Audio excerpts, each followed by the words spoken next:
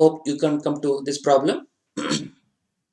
Following is the data on investment on two different dates: stock, number of shares on 31st of December, 1st of Jan. Compute the investment on both dates and average return. If above investments were considered as stock index on 31st December, if index is 10,000, compute the index on 1st Jan 2014.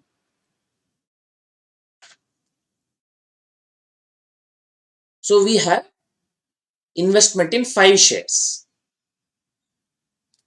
and ultimately what we have to calculate, the average returns. So average return is not going to be a simple average, it's going to be a weighted average.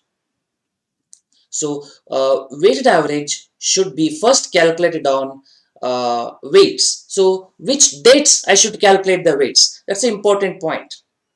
Weight should be at the beginning of the investment or end of the investment. It should be at the beginning always. So if I'm calculating, let's say for the year 2021, at the beginning how much of investment I've made, based on the beginning value, weight should be calculated and return will come after that. So we have to calculate for this problem returns also. They are not given, they're just given price. And we have to calculate uh, weights also. Weights into return, the product is what is going to be weighted average. And that is what is actually portfolio return as well. So let's calculate. So stock, we'll do one by one, A, B, C, D.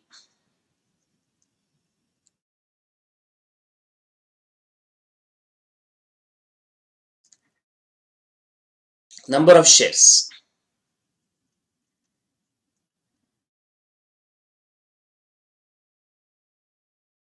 5,000, 4,000, 2,000.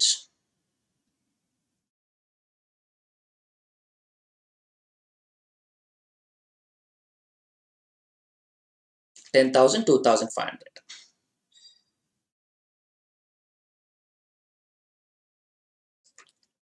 Price on 31st of December 2013. I'll call it as P0, beginning. I call it as P0. 31st December 2013. I'll call it as P0. 70, 20, 65.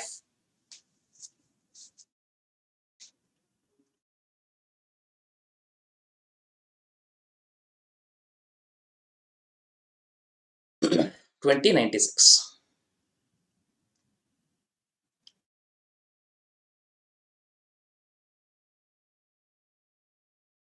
Okay. Now using the number of shares and price, what I can calculate? I can calculate investment value. Value of investment. Value of investment. How are we going to calculate? Number of shares, that is N multiplied by P. N multiplied by P. So 5,000 into 70, you get 3,50,000 rupees invested. 4,000 into 20, that is 80,000. 2,000 into 65, 1,30,000. 10,000 into 20, that is 2 lakh. 2,500 into 96, 2,40,000. These are different investment and different securities, and that is why it's a portfolio after all. If I add all, how much is my total investment? 3,50,000 plus 80 plus 1,30,000 plus 2 lakh plus 2,40,000. So totally we have invested 10 lakhs. This is our total investments. Okay, let's calculate weights. Proportion. How do you calculate the weights? The amount divided by the total. 3,50,000 divided by 10 lakhs. That is 0.35. 80,000 divided by 10 lakh.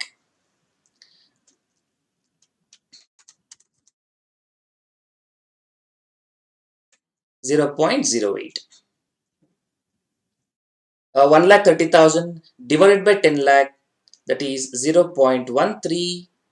2 lakh by 10 lakh, 0.20.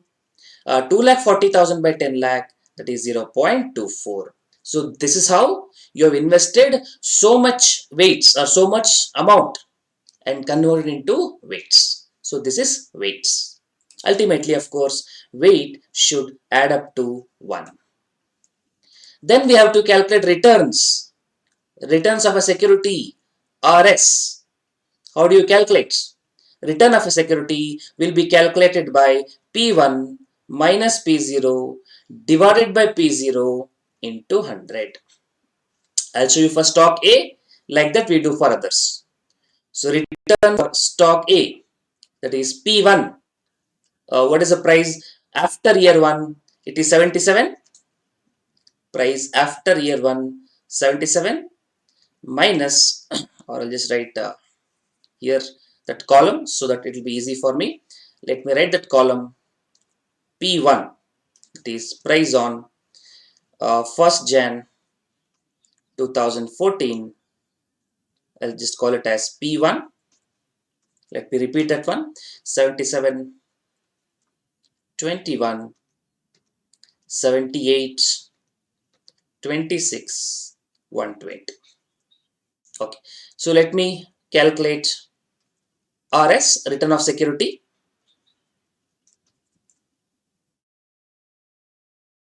Return of security. That is, return of security is calculated by P1 minus P0 by P0 into 100. And I'll compute for RA, return for security A, like that you please calculate for others, or let's say R1 for security 1, or let's say RA.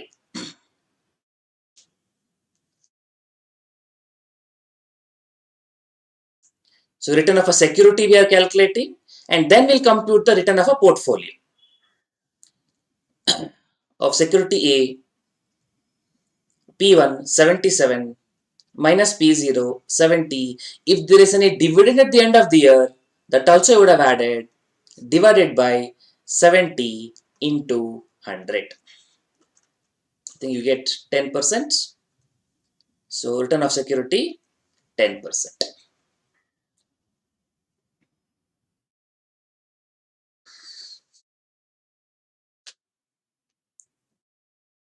Like that, 21 minus 20 divided by 20 into 100. I think 5%. 78 minus 65 divided by 65 into 100. I think 20%. 26 minus 20 by 20, 30%. These are all percentages. Then 96 minus 120, 120 minus 96 by 96. So 25% return you have got.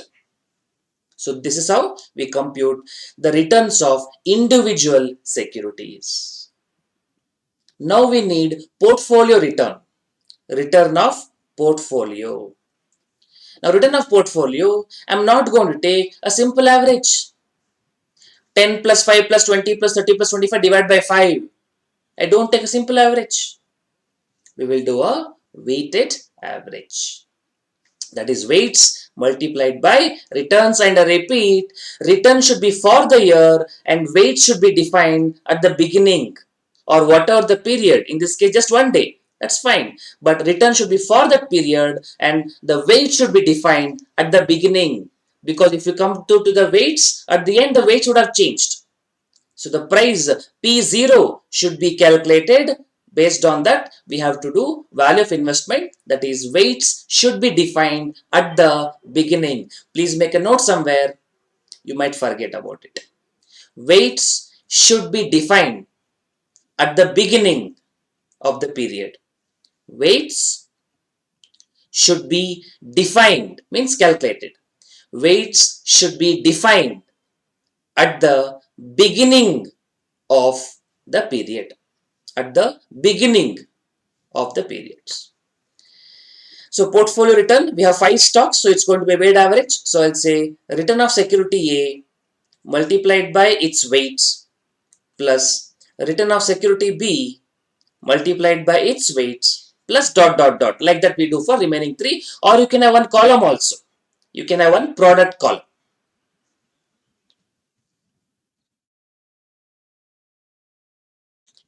So how are we going to calculate? Returns are 10 multiplied by weights. And one more thing in this chapter I would like to clarify, because lot of places we get decimals and we can express in percentages. So we get confused between when to express in decimals, when to multiply by 100, when to divide by 100. So for that matter, I will follow this mathematical consistency. It's not a rule, it is my approach. What I do, return of security, I always keep it in percentage terms. The weights, I'll keep it in decimals. So if they tell you 30%, I'll make it as 0.3. If they tell you 20% weight, I'll make it as 0.2. So weights, I keep it in decimals. Returns, I keep it in percentage. So when I multiply, my answer will be in percentage. I need not multiply it by 100. I need not divide by 100. Right? So this will help us having a consistent answer in every problem, so that the confusion will be there. No, when to multiply it by 100, when to divide by 100, that confusion will not be there. Returns, I will express in percentage. Weights, I will express in decimals. So you can have this column also, you can write down, or you can just multiply.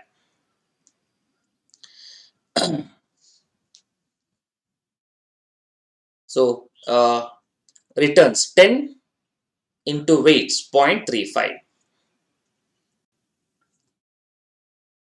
Returns 5 into weights 0.08.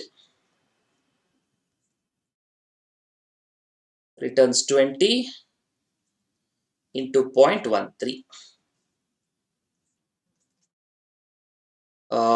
30 into 0.2 plus 25 into 0.24. You can use m plus function so that you can calculate faster if you want. Like clear the calculate memory, start fresh. 10 into 0.35 equal to m plus 5 into 0.08 equal to m plus 20 into 0.13 equal to m plus 30 into 0.2 equal to m plus 25 into 0.24 equal to m plus MRC. I think you would have got 18.5. 18.5. Ultimately, you can put the percentage. And you see, this number is between the highest and least. See, what is the lowest return you got? 5%.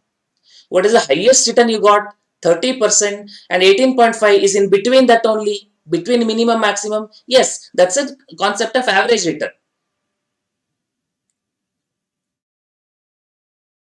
So that is what is portfolio return. And if these 5 stocks are there in the market portfolio, what is market portfolio? Index, representative of the market. Nifty, Sensex. There are 30 stocks, 50 stocks. Let's say there are 5 stocks for simplicity's sake. Now this return of the portfolio, this is your portfolio. If this itself is market portfolio, then this return is called as market return. Are you able to understand? How will you calculate security return, portfolio return, market return, security return, P1 minus P0 by P0 into 100. If dividend is there, I will add. That is market return. If it is a portfolio return, we take the weights multiplied by the returns. And if it is market portfolio, in the sense, if you calculate the portfolio return for the index, index is a portfolio. If you calculate the return for the portfolio, that becomes market return. So lower level, security return. Next level, portfolio return. Next level, market portfolio return, which is market return. So return of a security, Return of a portfolio, return of a market, RS, RP, RM, three layers that you have to understand clearly.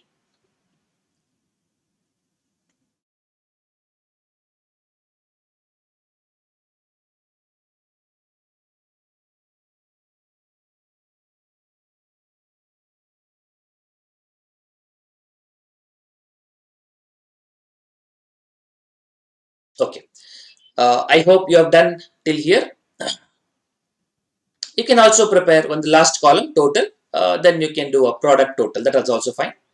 And I've written in the general format what we do in portfolio management problems. Okay. There's one more thing we can adopt. What is that? This value of in what you did for return of security, right? P1 minus P0 by P0 into 100.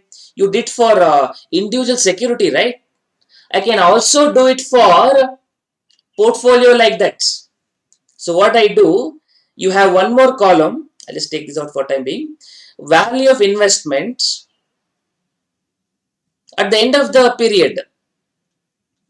Just like what I did for individual security P1 minus P0 by P0 into 100. End value minus beginning value by beginning value into 100. The same way I can do for investment also. I know the beginning value of investment already here. I can calculate end value of investment. Follow the same structure. Value at the end minus value at the beginning divided by value at the beginning into 100. I can follow. Let's do it.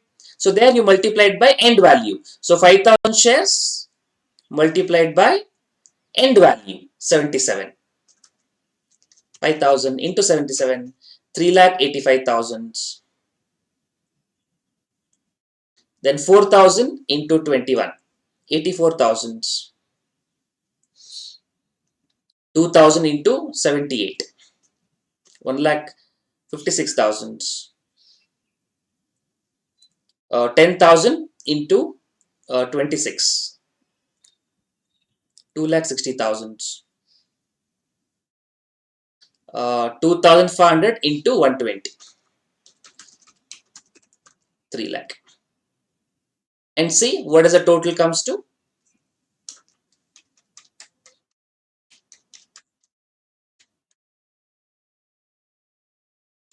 11,85,000. So value at the beginning is 10 lakh and value at the end became 11,85,000.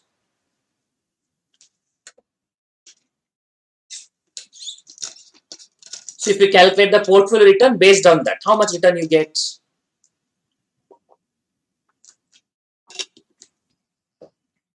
Follow the same structure.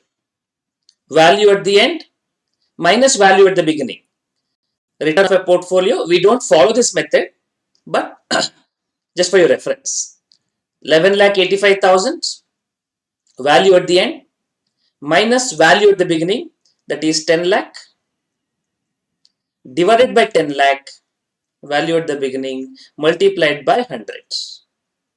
Will you get the same number? 11,85,000 minus 10 lakh divided by 10 lakh into 100. It is 18.5%. So same number we have got.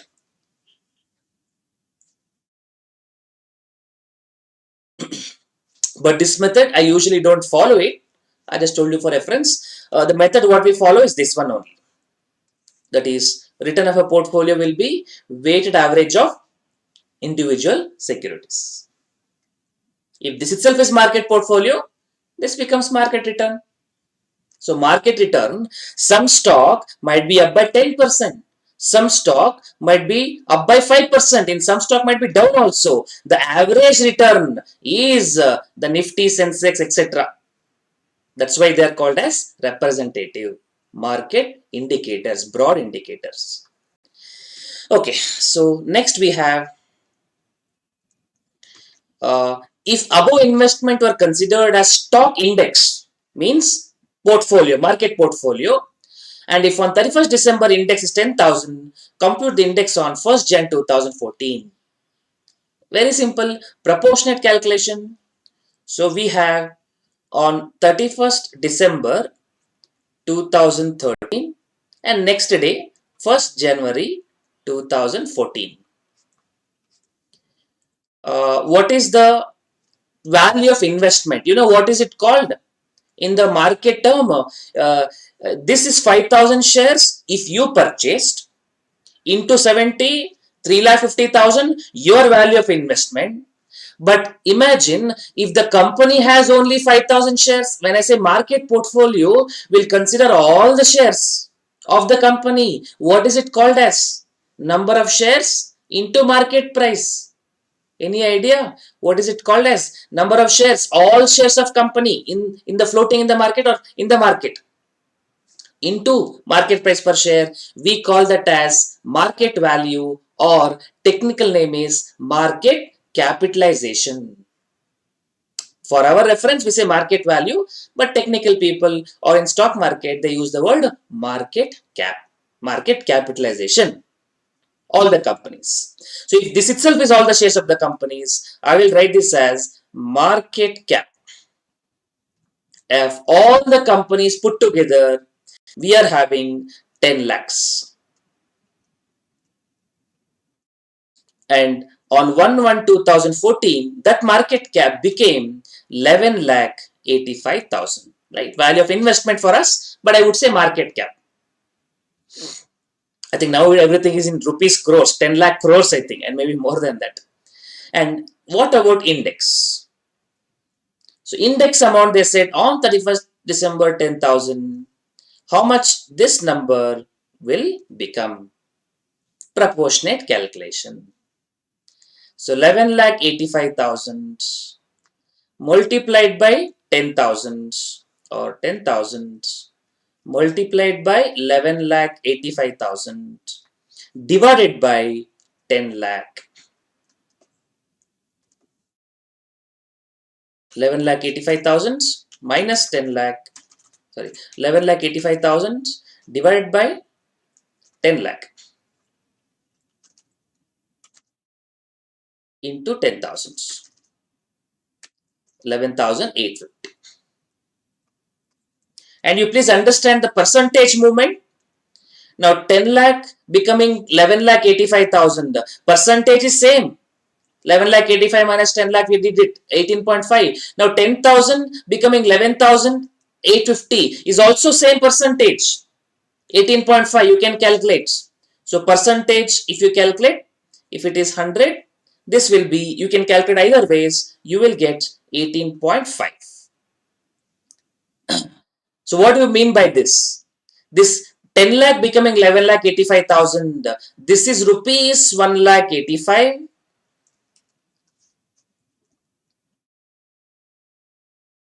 And 10,000 becoming 11,850. That is, I will say 1,850 points. And 100 becoming 18.5. That is 18.5 percentage. Different expression of the same data point. Now 1,85,000 market cap increased. People don't understand the significance. A big number comes to your head. 100 becoming 18.5. 18.5 percentage. We are used to it. We want something masala, something flavorful.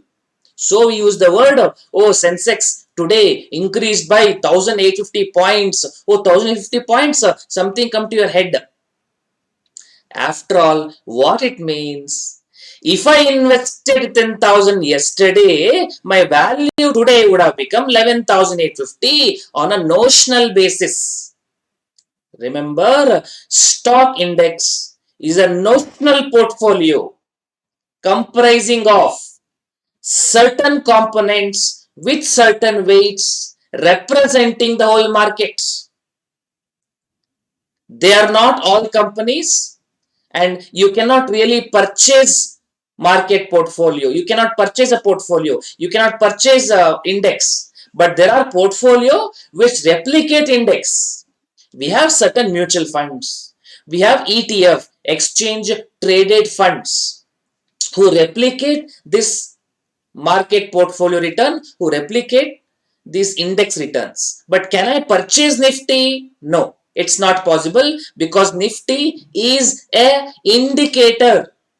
Index is a indicator of what is happening in the market. In the market, there are many companies.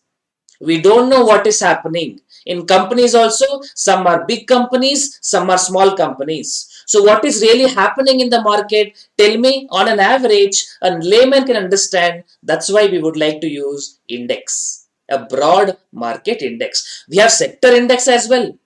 If you want to understand only what is happening in bank, we have Nifty Bank. If you want to know what is happening only in IT sector, we have Nifty IT. And they are the sector. So they are the index comprising only of particular companies representing that sector. But generally we say, of course, Nifty Sensex, they are the broad market index. I hope you understood the difference between market cap, index and percentage. Because sometimes they will tell you, oh, stock market crashed, investors worth wiped away 10,000 crores.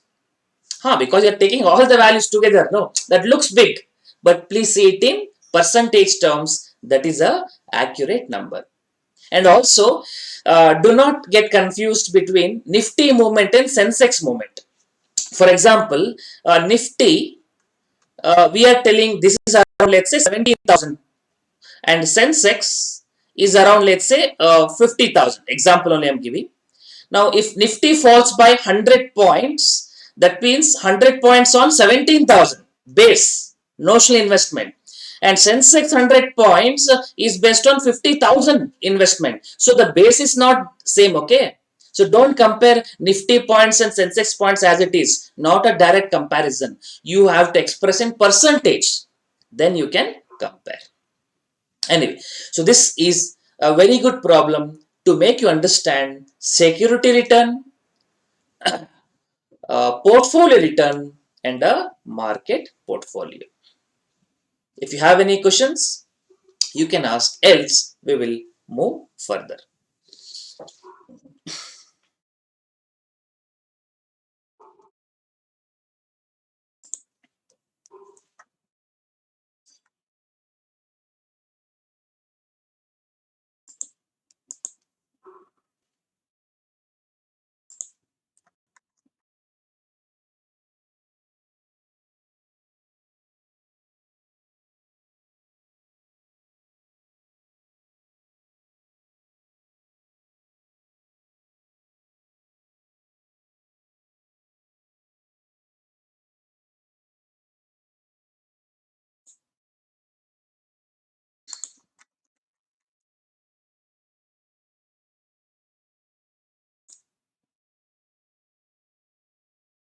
Okay, let's move further.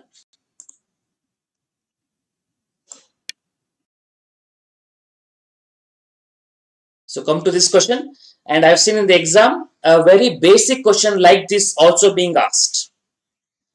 A stock costing rupees 120 pays no dividends.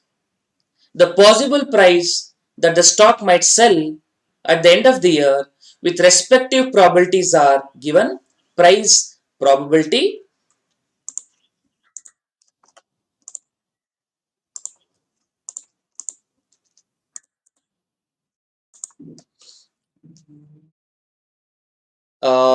Required, calculate the expected return and calculate the standard deviation of the returns. There are few things you have to understand before you start solving this.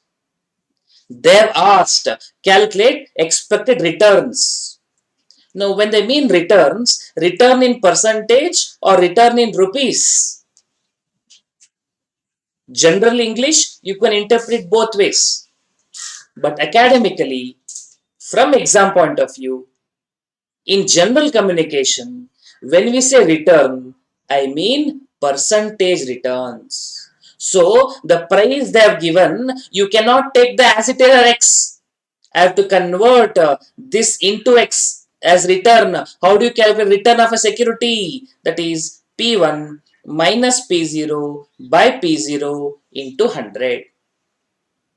So what is the stock costing now? 120.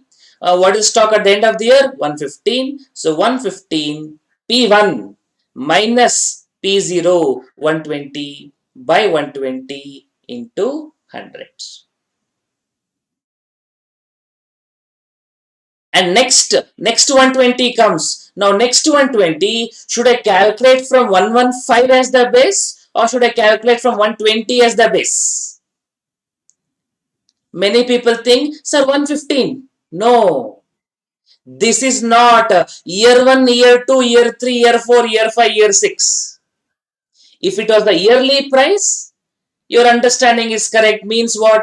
When I go to year 1, when I go to year 2, year 1 becomes the base, P0. When I go to year 3, year 2 becomes base, P0. When I go to year 4, year 3 becomes P0. When I go to subsequent year, previous year becomes the base year price. But this is not different year price.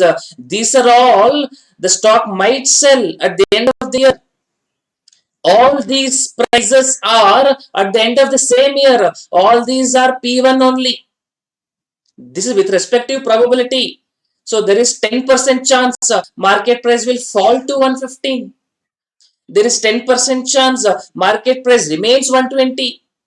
There is 20% chance market might increase to 125. There is 30% chance market will increase to 130. There is 20% chance market price will increase to 135.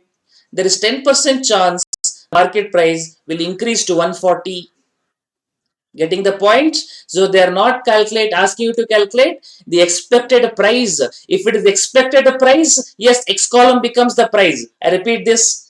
In calculations, in all these parameters, when we write the column X, please be very careful about X. In life also, be very careful about X. That X means what you would like to calculate. Sir, I would like to calculate expected price, sir. If it is expected price, the column X will represent price. I would like to calculate expected return. Then the column X should represent return. Whatever is my objective, that will be my column X. In this problem, the requirement is expected return. So my column X should be return. And return, how do we calculate? P1 minus P0 by P0 into 100. And in this case, these prices are all P1 because they're all at the same point in time, all at the end of the year, not different years. So all of these are P1, and for all of them, the base is same, which is 120. So 115 minus 120 by 120 into 100. 120 minus 120 by 120 into 100. 125 minus 120 by 120 into 100. 130 minus 120 by 120 into 100. 135 minus 120 by 120 into 100. 140 minus 120 by 120 into 100. This is because all of them are at same point in time. Suppose if it's different years, how do I calculate? Let's say 130 minus 125 by 125 into 100. 135 minus 130 by 130 into 100. 140 minus 135 by 135 into 100. When you would have done like that? When if these prices are different period, monthly price, yearly price, year 1 price, year 2 price, year 3 price. If they have given the price at different points in time, then every year the base will change. But here, all are at same point in time. I hope you got the difference. So let's calculate the price column they have given. Let's go for the return percentages. Everything with respect to the same base. That is 115 minus 120 divided by 120 into 100. You get minus 4.17. Then for second one you do 120 minus 120 by 120 into 100. Next one will be 125 minus 120 by 120 into 100 and so on. So this is for the first one. This is for the second one. The third one. So like that, you calculate for others. See if you are getting 8.33, 12.5, 16.67. Please write down and check whether you are able to calculate. I showed you for the first three and you see if you are able to calculate for the next three. Please write it down and please calculate. That return becomes the X column.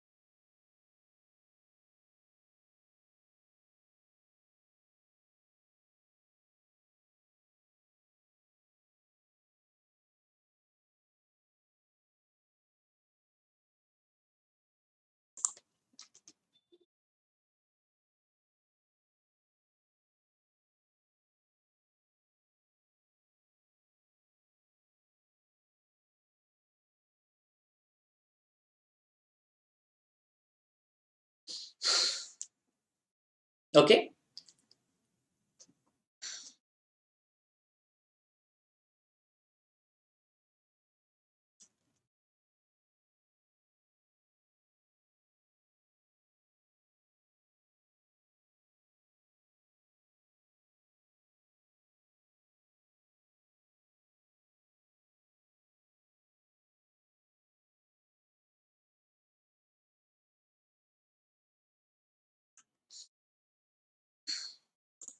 Okay. Hope you're able to get it. That is 130 minus 120 by 120 into 100. 135 minus 120 by 120 into 100. 140 minus 120, 120 by 120 into 100. Probability they have given. We need to calculate the expected return. Nothing but average return. So multiply X column multiplied by probability column. Minus 4.17 into 0.1 minus 0.0417 round off minus 0.42, 0 into 0.10, 4.17 into 0.2, rounding it off 0.83, 8.33 into 0.3, 2.5, 12.5 into 0.2, 2.5, 16.67 into 0.1, 1.67, and do the total, you get 7.08. This is what is expected return, 7.08. When you have different x values multiplied by respective probabilities, that is what will give you expected return. In place of x, had I taken price, I would have got expected price.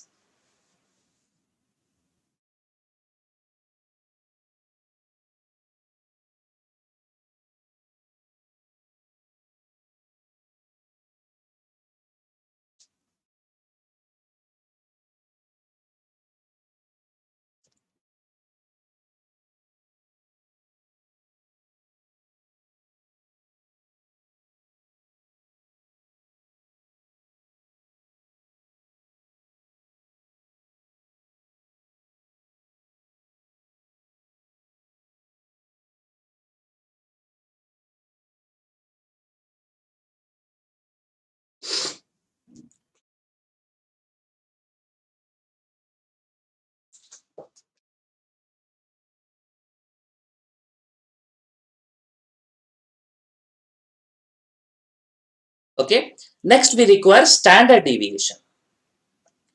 Okay. For standard deviation, what is the formula? Formula is summation x minus x bar whole square divided by n square root.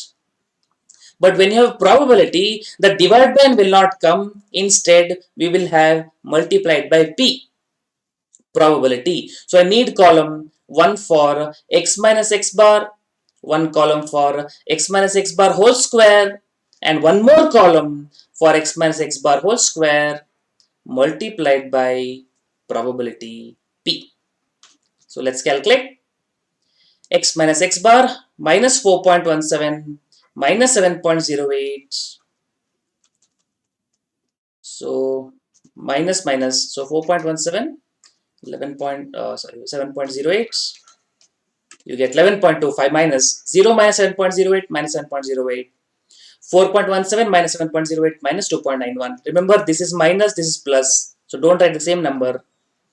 8.33 minus 7.08, 1.25. 12.5 minus 7.08, 5.42. 16.67 minus 7.08, 9.59. And square this. X minus x bar whole square. 11.25 square. 7.08 square. 2.91 square. 1.25 square. 5.42 square. 9.59 square. Write down till there.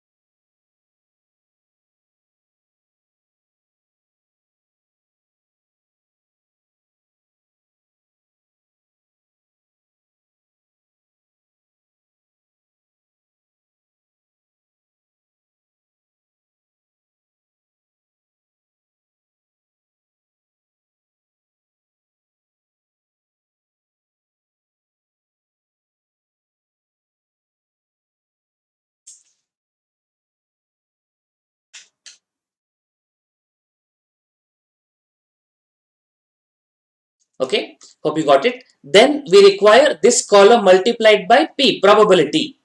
So x minus x bar whole square, 126.56 multiplied by probability into 0.1. So 12.66, 6 by 6, rounding off 66. 50.13 multiplied by 0.1, 5.01. 8.47 multiplied by 0.2, multiply the probability column. 8.47 into 0.2, 1.69. 1.56 into 0.3, 0.47. 29.38 into 0.2, 5.88. 91.97 into zero point 0.1, 9.2. Do the total, 34.91. This is what summation x minus x bar whole square multiplied by probability. But this is not sufficient. This is variance actually. We should take a square root of this. So square root of 34.91, that is 5.91 percentage. So write down. Let me know if you have any doubt.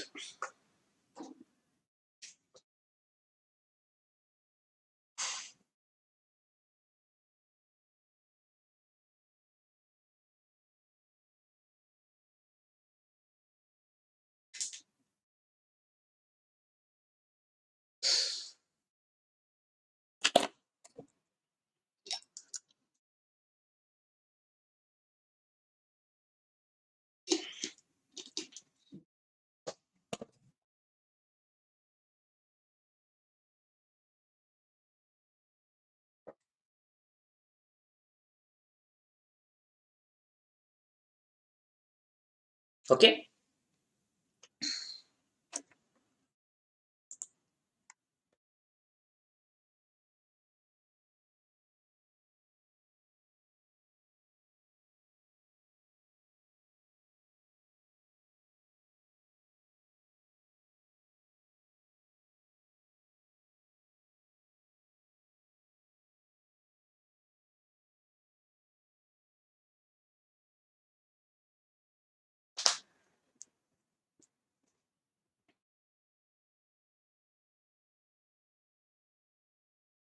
Hope you are completed.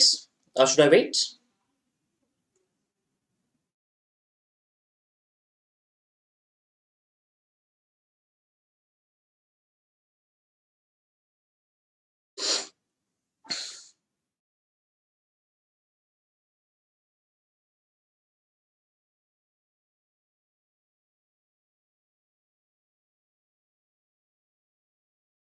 Okay. I believe it is done. So I'll go further.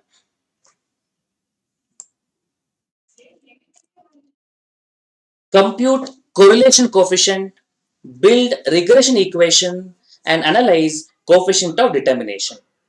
Now, this problem is just to make you understand the basics of statistics. What is correlation coefficient? This will tell you two things: degree and direction. Whether the variables are likely to move in same direction or opposite direction. If they move in same direction, it is positive correlation. If you get negative number, that means they are likely to move in reverse direction, opposite direction. But this will not tell you if one variable moves by 10%, how much other variable likely to move by. The movement cannot be predicted. In correlation, we take regression.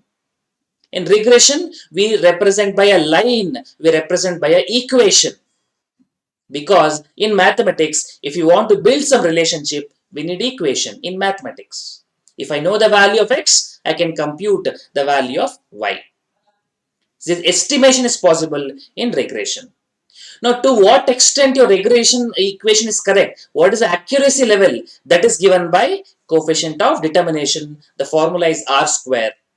We are going to calculate all these three and we will interpret all these three in this problem. So year column they have given, market return they have given, security return, year you don't worry, market return, let's take it as X, security return, let's take it as Y. So let's write the column X and column Y. Now what are the columns I'm going to require? I'm going to compute standard deviation of X. So I require X minus X bar and X minus X bar whole square. That is requiring for standard deviation of x. Similarly, I'll require for y also. So one column is y minus y bar and y minus y bar whole square. And one more thing I require for correlation, that is covariance, that is going to be calculated by x minus x bar into y minus y bar. It's a product of deviation. Deviation from x, x minus x bar. Deviation from y, y minus y bar. Multiply both, that is what is covariance going to be. Okay, so we need this many columns, write it. Value of x, security return, market return, 10, 12, 13, 15, 10, 12, 13, 15 and minus 5.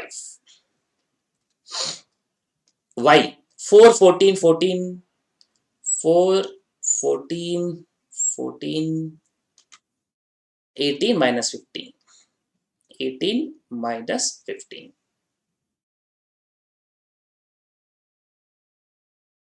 Do the total. So this will give me summation x, summation y. So let me write all the total and let me give the symbols. This is summation x. This is summation y. X minus x bar, I don't need total. It should be 0. Let's do this. Summation x minus x bar whole square. And y minus y bar, I don't need total. This I need y minus y bar whole square. And last column I need the total. Summation x minus x bar into y minus y bar.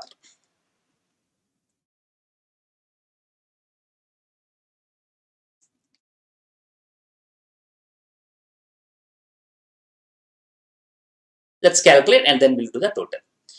Okay, we need x minus x bar, means x bar is required. X bar is summation x divided by n. What is summation x total? 10 plus 12 plus 13 plus 15 minus 5 divided by 1, 2, 3, 4, 5, 5 years. So 7.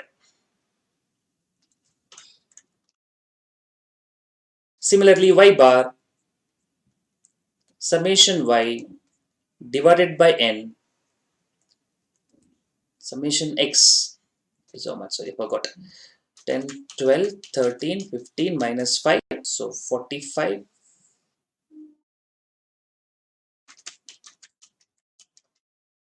divided by 5. 9 you get, right? 45 divided by 5, you get 9. Summation y, 4, 14, 14, 18, 15, 35 divided by 5, you get 7. I think you get 9 and 7 as the averages. Hope it is fine. Okay, let's do x minus x bar. 10 minus 9, 1. I'm not showing calculation, hope you understand. 12 minus 9, that is 3.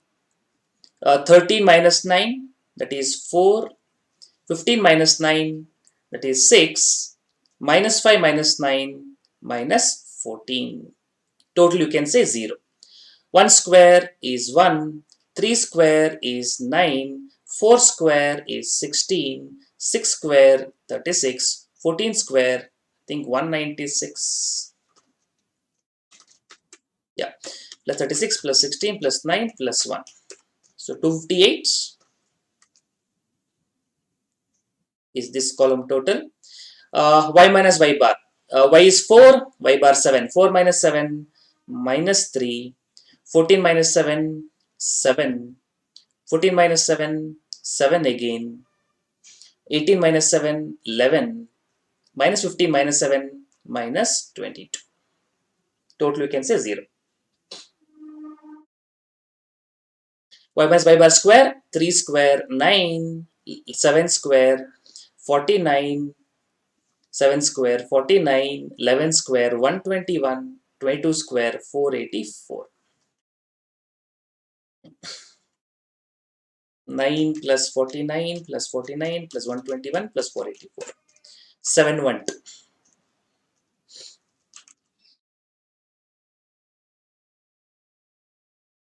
X minus x bar into y minus y bar. Be careful about this calculation because many plus and minus will be there. So this column x minus x bar and this column y minus y bar.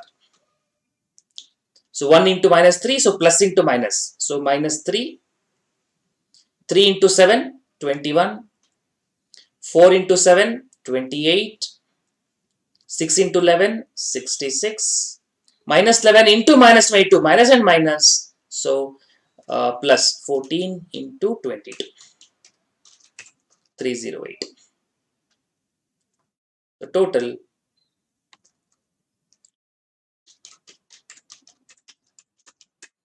420. Okay, so let's calculate standard deviation of x. This is about averages. Okay, let's calculate standard deviation of x. That is summation x minus x bar whole square divided by n square root. X minus x bar whole square 258 divided by number of observations 5 square root.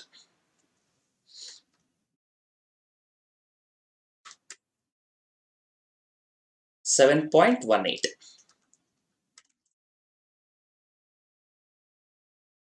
And standard deviation of y, similarly, summation y minus y bar whole square divided by n square root.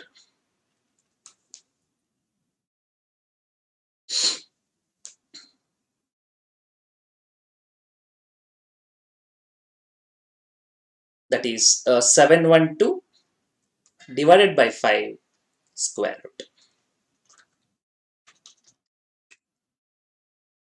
11.93.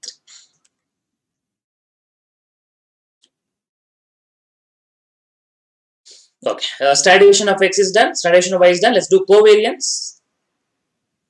Covariance between x and y, that is summation x minus x bar into y minus y bar, product of deviation, then take an average divided by n, which is 420 divided by 5, 84. So these are about deviations. Standard deviation of x will tell you deviation from x. Y will tell you deviation from y. And how you behave with each other is given by covariance, that is product of deviations. Okay, then I'll write R covariance. I hope you can see it here. R formula correlation coefficient covariance divided by standard deviation of x into standard deviation of y. Covariance 84, standard deviation of x 7.18, standard deviation of y 11.93. And you can calculate in the calculator faster. You can do 84 divided by 11.93 divided by 7.18. You can keep dividing it. So you get 0.98, right? 84 divided by 7.18 divided by 11.93. This is correlation coefficient R.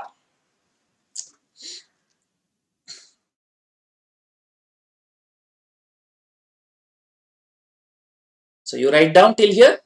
Let me know if you have any doubts. Then we'll write the interpretation. Then we'll go for regression.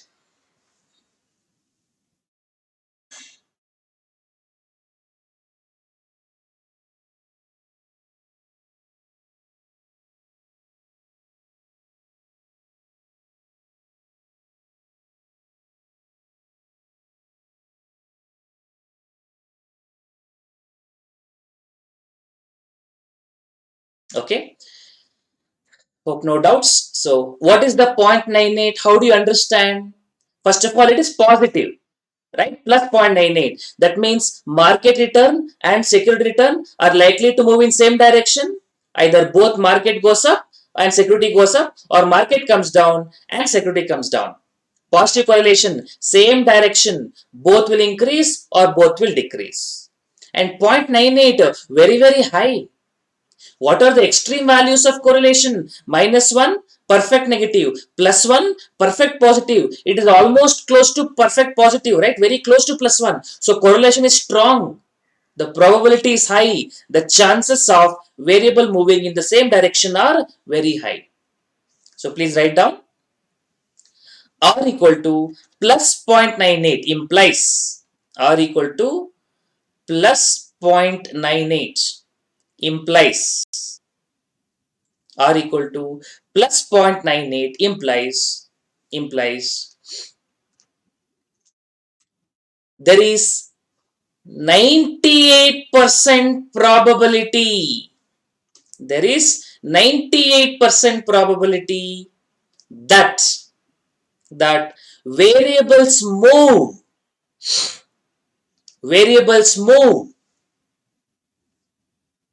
in same direction. Mean market return, security return. There is 98% probability that variables move or likely to move. Variables likely to move. Variables likely to move in same direction. In same direction. In same direction. In same direction. Okay, next sentence. If market return, if market return is likely to move by certain percentage, if market return is likely to move by certain percentage, likely to move by certain percentage, then how much security will move How much security will move? How much the security will move? How much security will move cannot be calculated by correlation. Cannot be calculated by correlation. Cannot be calculated by correlation. Cannot be calculated by correlation. Okay, next sentence. The estimation about movements. Estimation about movements. Estimation about movements is expressed.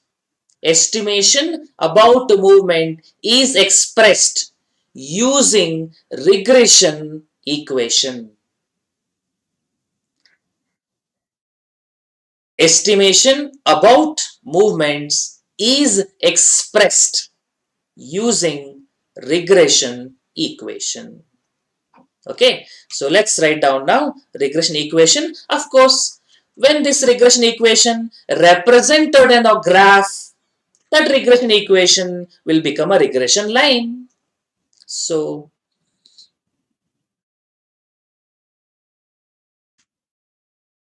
let's write down regression equation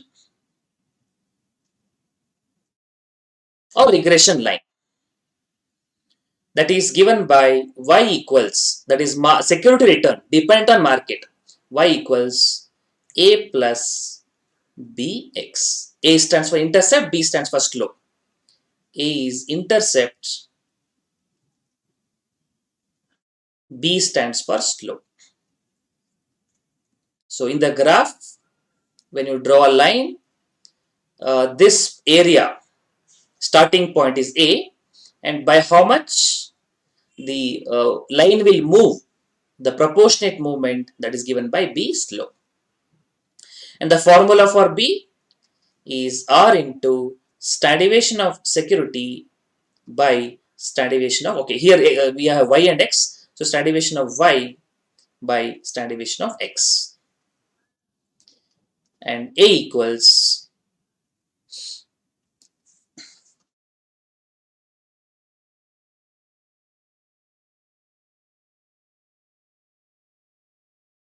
y bar. It's a simplification of the equation itself. Y bar, bring the bx to left side, it becomes minus b into x bar. So always calculate b first. R, we calculated 0.98.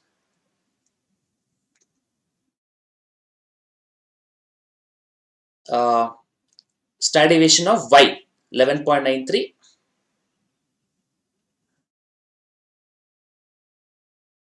And divided by standard deviation of x, 7.18.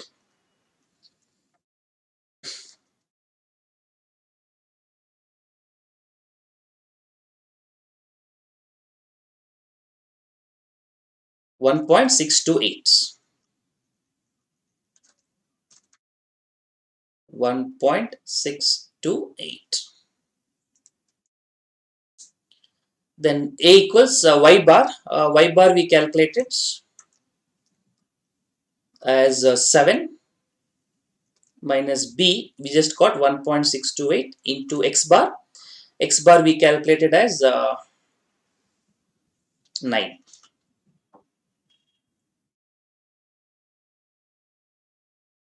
So 1.628 into 9 minus 7. So you get minus 7.652. Minus 7.652. It minus just means this line starts from negative number. It's only starting point. That's all the important, nothing else. So equation y equals a, which is minus 7.652 plus b 1.628 x. This is the regression equation, and if it is represented on the graph, it becomes a straight line. Means if x value is known, if or for a given value of x, for a given value of X, that is a market return, Y can be estimated. So if I know the value of X so much, value of Y can be estimated. So basically, what does it means? If you represent in the graph, the security return, market return will be scattered around like this, and you draw a line passing through this. This is what is regression line, which you can extend as many as possible, so you can use it for estimation purpose. But actual number may be above or actual number may be below. The deviation is what? Total deviation is going to be 0, and regression line is also called as average relationship. That's the meaning of average, right? Some people will be above average, some people will be below average. Overall, you will have 0 deviation. Anyway, that you keep it aside. What is the interpretation of regression equation? If I know the value of X, I can estimate the value of Y. For a given level of X, if I know market return is likely to be 10%, how much my security will likely happen to be, I can use regression equation.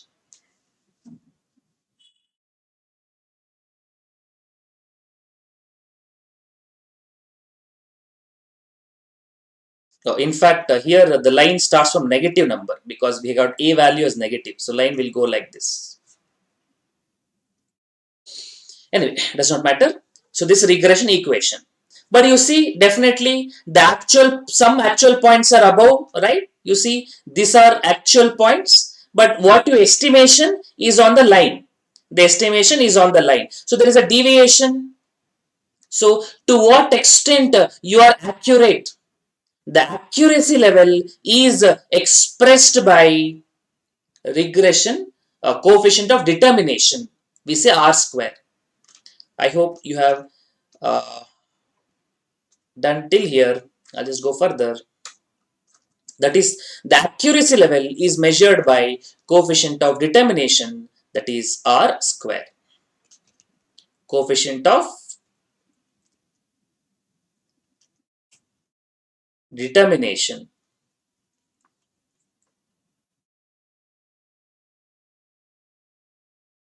that is given by R square, 0.98 square.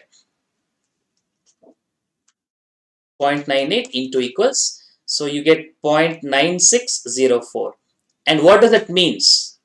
Interpretation, 96.04%, or let's say the estimations by regression equation, estimation by regression equation is accurate to the extent of 96.04%. Our estimations are 96.04% accurate. Higher correlation, my accuracy is also higher. So I cannot estimate 100% accuracy. In this case, difference will be there, but small difference will be there on an average. But our accuracy level is 96.04%. So what do you mean by that? You know what is variance of security X? Variance of the security, standard deviation S square, standard deviation of security, standard deviation of Y, 11.93. Standard deviation of Y, 11.93 square.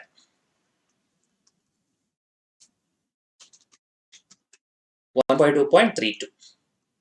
Now this variance is how much caused by security X, means dependent, and not caused by security X. So that I call it as explained variance. This is the variance of security X, security, or variable Y. And how much is dependent, that is explained variance, explained by variable X. And to what percentage unexplained by variable X. This is given by coefficient of determination. That is, how much ever is your variance, standard deviation square multiplied by r square, coefficient determination. That much is explained. What was our variance? 142.32. Of this, 96.04% or 0.9604 we are able to explain. That is, we are able to predict. 142.32 of this variance, 0.9604, 136.68 we are able to explain. And to what extent we are not able to explain, you can do balancing figure or you can do standard deviation square into 1 minus r square. It's called as coefficient determination. So if 96% is my accuracy level, remaining level I'm not right, I'm wrong. That measurement is 142.32 into 1 minus 0.9604, coefficient of non-determination. To what extent this variance could not be explained, could not be estimated. So 1 minus 0.9604 into 142.32, that is 5.63, 5.64. 5.64. So this is called as explained variance and unexplained variance. And later in time, we are going to understand this by one terminology called as systematic risk, unsystematic risk. This regression line will become characteristic line. This slope B becomes beta, and explained variance becomes systematic risk, unexplained variance, unsystematic risk. We are going to discuss about the application in those respective portfolio theory. But this is just a statistical base to tell you what is correlation, what is its interpretation, what is regression equation, what is its interpretation, what is coefficient of determination, what is its interpretation. Three parameters: correlation or regression equation y equal to a plus bx, and coefficient of determination, that is r square. So three statistical parameter, how to calculate, how to interpret is the objective of this problem. How to apply in portfolio management, we are going to see it in next set of problems. This is purely statistical part, calculation part, just to make you understand the table preparation formula, only that aspect. Application part, more of it we'll see in the portfolio theory. We will take some previous exam question also there, you'll understand better. Okay, so any doubts on these basic calculations?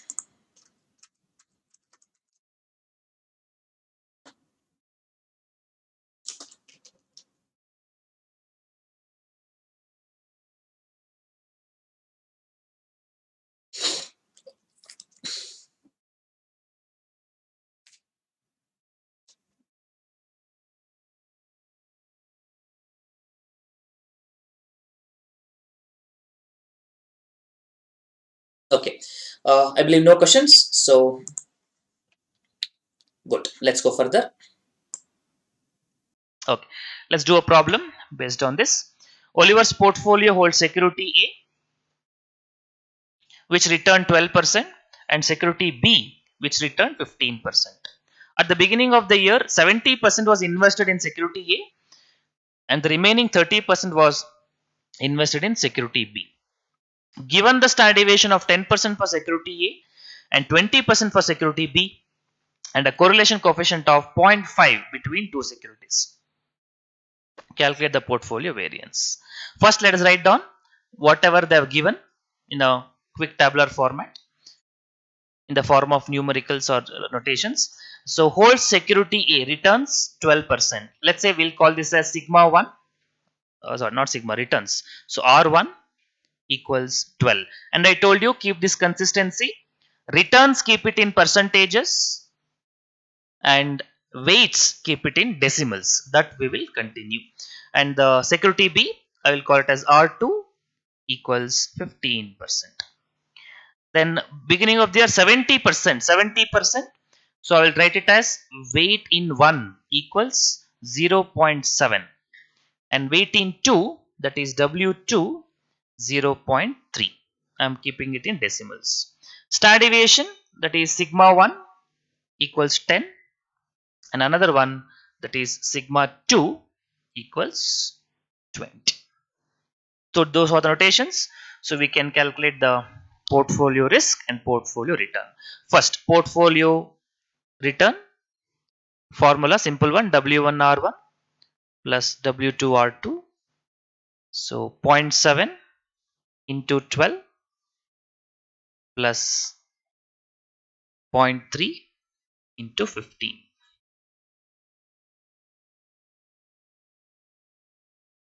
That will give you 12.9. Portfolio risk, write the formula, W1 sigma 1 square, W2 sigma 2 square, 2 W1 W2 sigma 1 sigma 2 into R. And all these things we have just identified.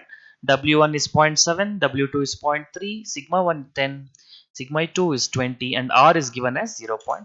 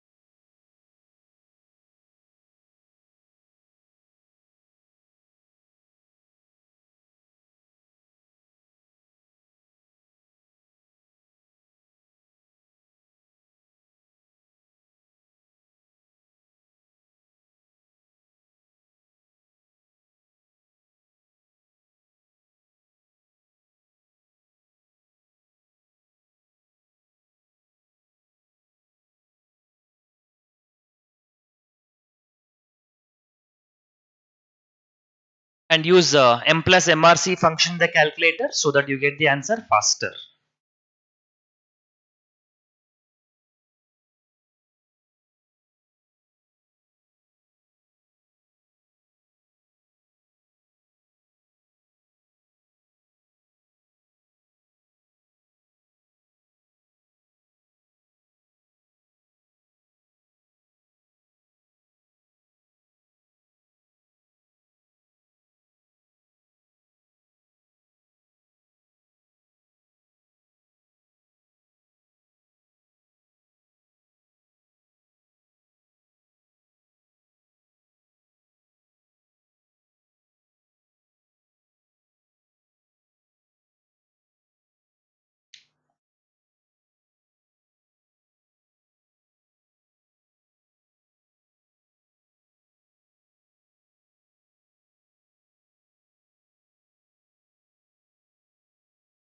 So square root of 127, 11.27. And when they may use the word risk, they might use the word variance. Even though they ask portfolio variance, you better calculate standard deviation also. Because the word variance in general, we use it as a common word. We know the formula for variance is without square root. But when the normal discussion happens, when we use the word variance, it's not just portfolio variance, square root. That is, it is used for a proxy for risk.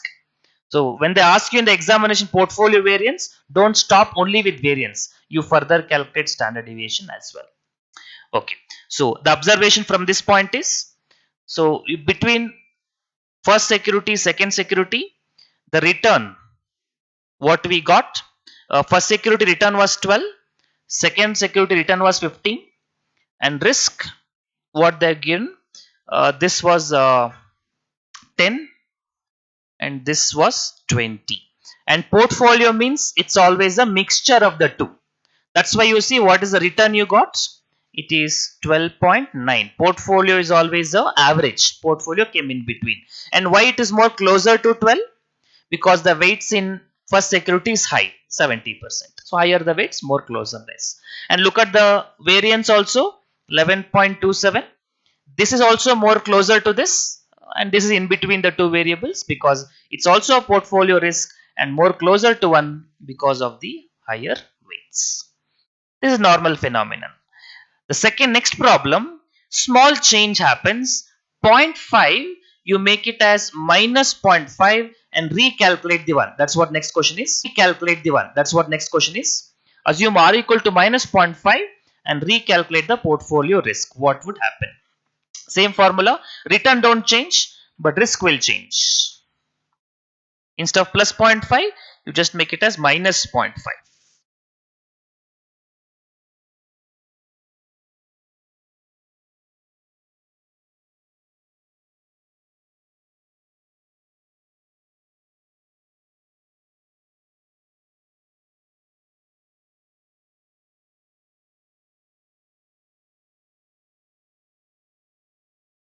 Okay. So what you get is 6.55, and that is the interesting point, because risk of A is 10%, risk of B is 20%. Previously it was in between these two, 11 point something we had got. But now what is happening? 6.55 falling below these two numbers. A portfolio should always represent average, whichever measure you calculate. But here what is happening? It is going below the number. So that is an interesting point, and that is what this theory talks about. And why it is happening? You know the answer. The starting point itself will tell you, because of negatively correlated security. Why it will happen, we'll write down, but before that just observe mathematically. Suppose I'm just taking this one, 10% return, this is 20% returns, and if I say I'm just taking a simple example, equal weights, 0.5 0.5. Now if this 10% happens, will this 20% happens or not? That depends on the correlation between the two securities. Suppose when R equal is positive correlation, then what will happen? When R equal to 10, then this when standard deviation equal to 10, this standard deviation is equal to 20. So if I do a simple average for discussion purpose, 10 into 0.5 becomes 5, 20 into 0.5 becomes 10, so you get the answer as 15. In between the two only we get. But if I have this sigma 1 as 10, sigma 2 as 20 and correlation as negative, means if I take equal weights, 0.5 0.5. Now if R equal to 10, suppose this sigma 1 equal to 10, sigma 2 becomes negative, for example, that means I'll take it as minus 20. Then what will be the movement of the returns? 10 into 0.5 becomes 5, minus 20 into 0.5 becomes minus 10. You see your return is minus 5. Previously it was 15% in the previous example I gave. Now it is minus 5.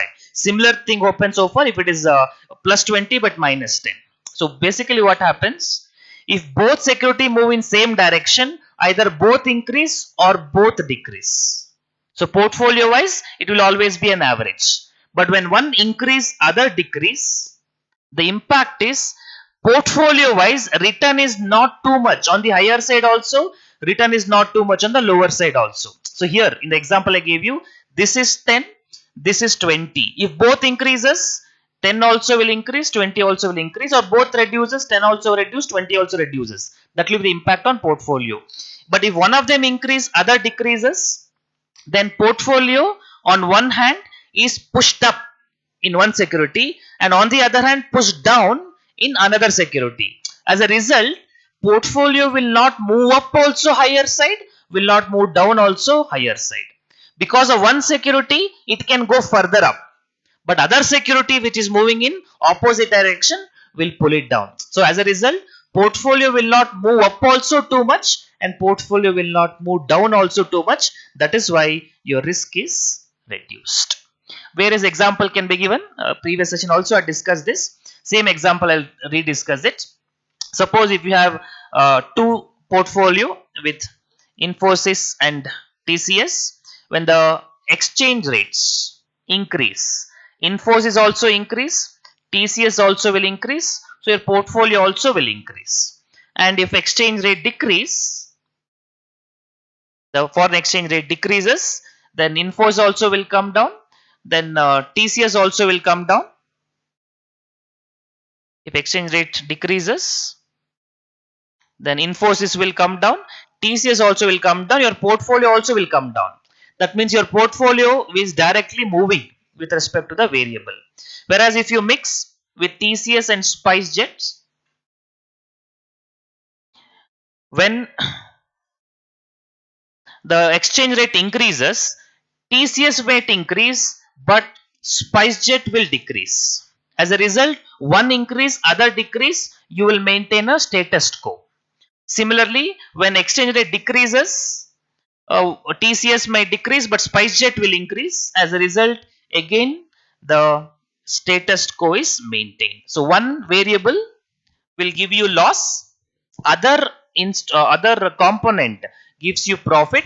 So profit and loss, when you mix it, portfolio profit or portfolio loss will be very less. So that way portfolio risk can be managed. That is why when you invest in securities, we follow this concept, or a theory or a concept is called as diversification principle. When you invest in security, don't invest in same security. Try to invest in security which react differently. One, if you select high risk like a construction company, other you select like a low risk, maybe a consumer company. So don't select similar companies. If you select similar companies, again the concentration risk will continue. So if you want to diversify your portfolio, then you should invest in the stock which has different characteristics. That is what is called as diversification principle. You can apply it in various walks of life. I'll give you a few examples. You can apply in your preparation. When you prepare or when you make timetable, when you read like 12 hours, 15 hours per day, don't read only theory subjects, don't read only practical subjects. That is cumbersome, that is you will get tired, because continuously 12 hours if you keep writing practical paper, your hand starts paining. And 12 hours if you read continuously theory paper, your eyes start straining. It's okay for day before exam, but when you prepare for 3 months, 4 months, 6 months, you can't prepare like this. It will not be a effective preparation. So what you should do, 3 hours you take one practical paper, 3 hours you should take one theory paper. So you should mix, again 3 hours practical, again 3 hours theory. So this is what is diversification principle, so that your risk can be distributed. So 3 hours completely you write, then 3 hours completely you read. So combination of both will get equal importance. You can apply it in your food also. So when you eat only sweet, you get one level of satisfaction. You eat only spicy food, one level of satisfaction. But when you have a food which is spicy food, in between there is sweet, you need that diversification. That one monotonous thing is always not recommended, wherever whichever way you go. Same thing with applicable to your friendship group also. So out of 5 people, there should always be one people who react differently. So if 4 people says everybody is happy, one person should say calm down, don't be happy so much. So the balance is maintained. If 4 people are down, one person should always cheer you up. Again the balance is maintained, like a shock absorber. That's what this diversification principle is all about. I mean, you can apply it in various life. Again, just a recommendation, don't take it as personally. So when you're trying to have your long term lifetime relationship, lifetime commitment, that is marriage, don't marry a person. Again, just recommendation, give an example, don't marry a person in the same field, because you CA marry CA. If CA market is down, both of you will suffer. Software and software, if software is down, both of you will suffer. As software and a CA, so one of them works, your family is always maintained, even if other is not working. That is what is the concept of portfolio diversification is all about. Okay, the summary point is, after all this discussion, when you select or when you make a portfolio, it is better you select a security which are having negative correlation, so that they don't move in same direction. One profit, one loss, the balance can be maintained. That is the final discussion on this diversification. So you can just write on the observation. Then give the heading, or let us write down.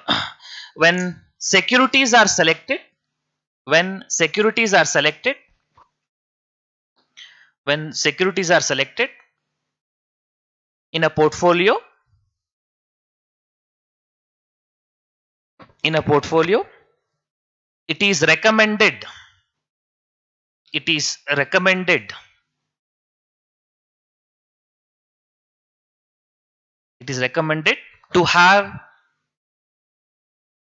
it is recommended to have negatively correlated securities.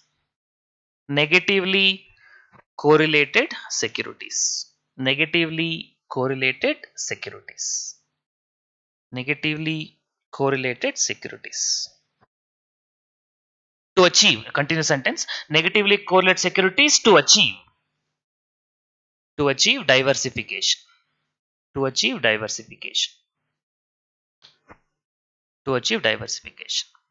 Next sentence, because of opposite movement, because of opposite movement, because of opposite movement, because of opposite movement, one security will increase,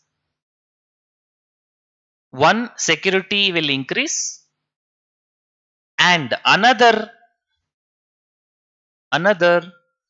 will decrease. Another will decrease. As a result, as a result, portfolio movement, as a result, portfolio movement is curtailed, portfolio movement is curtailed, portfolio movement is curtailed on positive as well as negative side. Portfolio movement is curtailed on positive as well as negative side. On positive as well as negative side. So that, so that portfolio movement is, so that portfolio risk is minimized. So that portfolio risk is minimized. Portfolio risk is minimized. So that portfolio risk is minimized.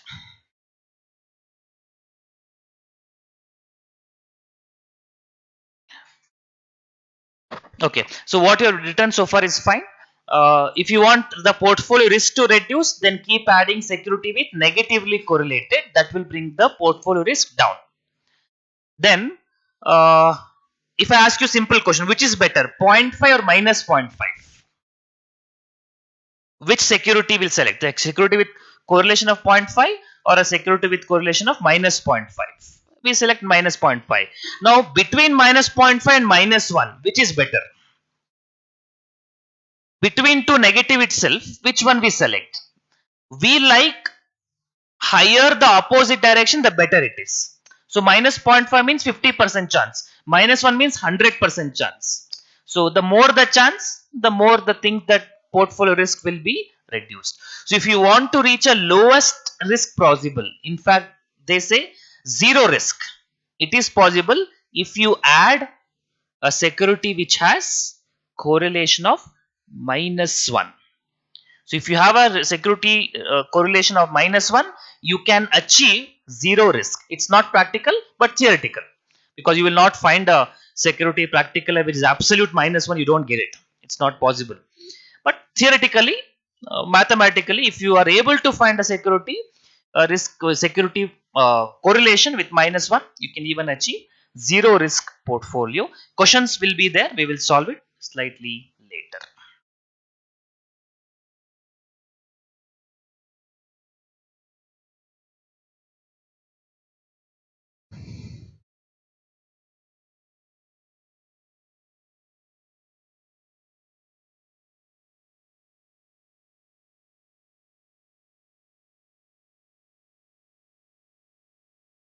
Okay, so you have this question.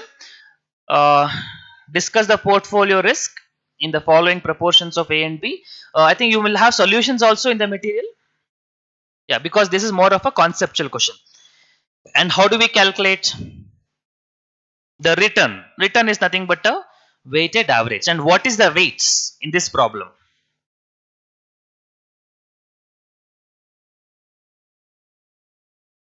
Weight is same as the proportions, and they have given the so many proportions. That means each proportion is like a different problem.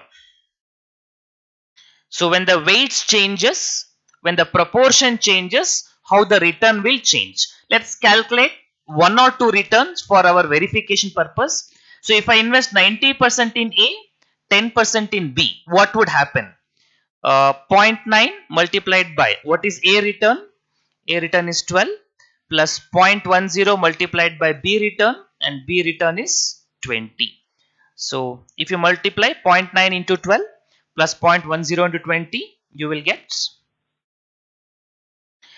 12.8. So that's how we got all these numbers, portfolio returns. And how did we get all these portfolio risk? By using that big formula, W1 square, sigma 1 square, W2 square, sigma 2 square, 2W1, W2, sigma 1, sigma 2 into R. That formula I have used, and I have calculated all these numbers. You can verify all these things. Each one of them will act like a different problem. But what is important for us is interpretation. That we require now. Okay. So here, when you look at the first one, 100% you have invested in A. Therefore, what is portfolio return? Same as security A returns. If you invest 100% in B, that is happening in last, and that is why portfolio return is entirely same as security B return. Same thing you can see also risk. When you invest 100% in A, the risk is same as A standard deviation. When you invest 100% in B, the risk is same as B standard deviation. The extreme cases, 100%, 100%. But look at the movement of portfolio return, what is happening. It is coming from 12 to 20. It's gradually increasing. 12 became 12.5, 12.8 means 13.93, 13.93 to 16, 16 to 18. It's gradually increasing. Returns are gradually increasing. And why returns are gradually increasing? Because you're increasing higher and higher investment in B. And B is a higher return security, so your return is also increasing. But observe this. This is interesting. What is happening to portfolio risk?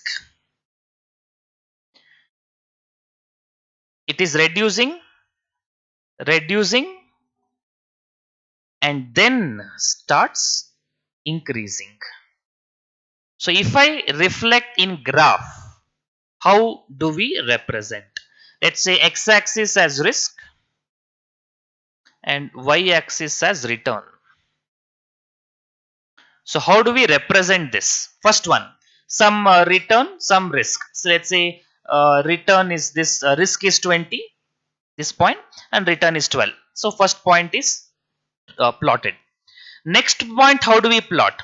What is happening to return?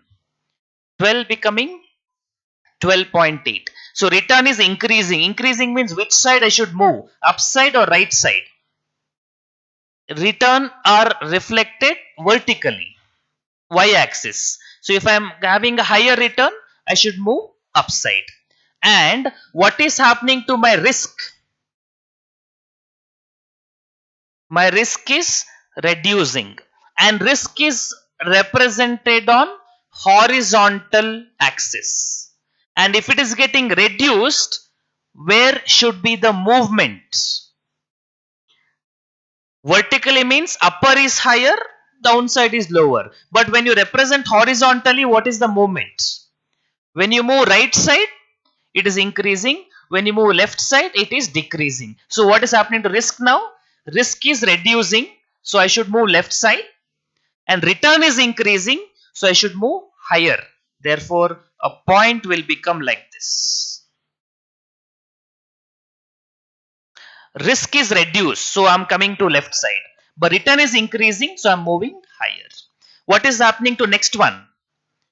Again it is increasing, and risk is again getting reducing, means again same direction. Risk less and return further high. And what is happening next? Risk is increasing, Return is increasing. What about risk? Risk also increase, so I should move higher. So it will go like this. So graph actually will look like this. This is only for few, but if you represent all possible combination, a graph of different portfolios with different weights among same two securities will look like this. So we move left side, left side, left side up to a point, after which we starts increasing. So this is what is called as Markowitz portfolio theory. Markowitz modern risk return optimization. This is the first theory established in portfolio management. Portfolio management is not a single chapter, it is a subject by itself. MBA finance people will read 4 semester on portfolio management. So it is that vast subject. We cannot spend so much of time, but at least we'll understand the essence of every theory, what they're trying to tell in the sequence in which it is developed. That is essential. Okay, this graph, is it there in material? Okay, this graph is also there. Now, going further on the analysis. Let's say we'll have one point here.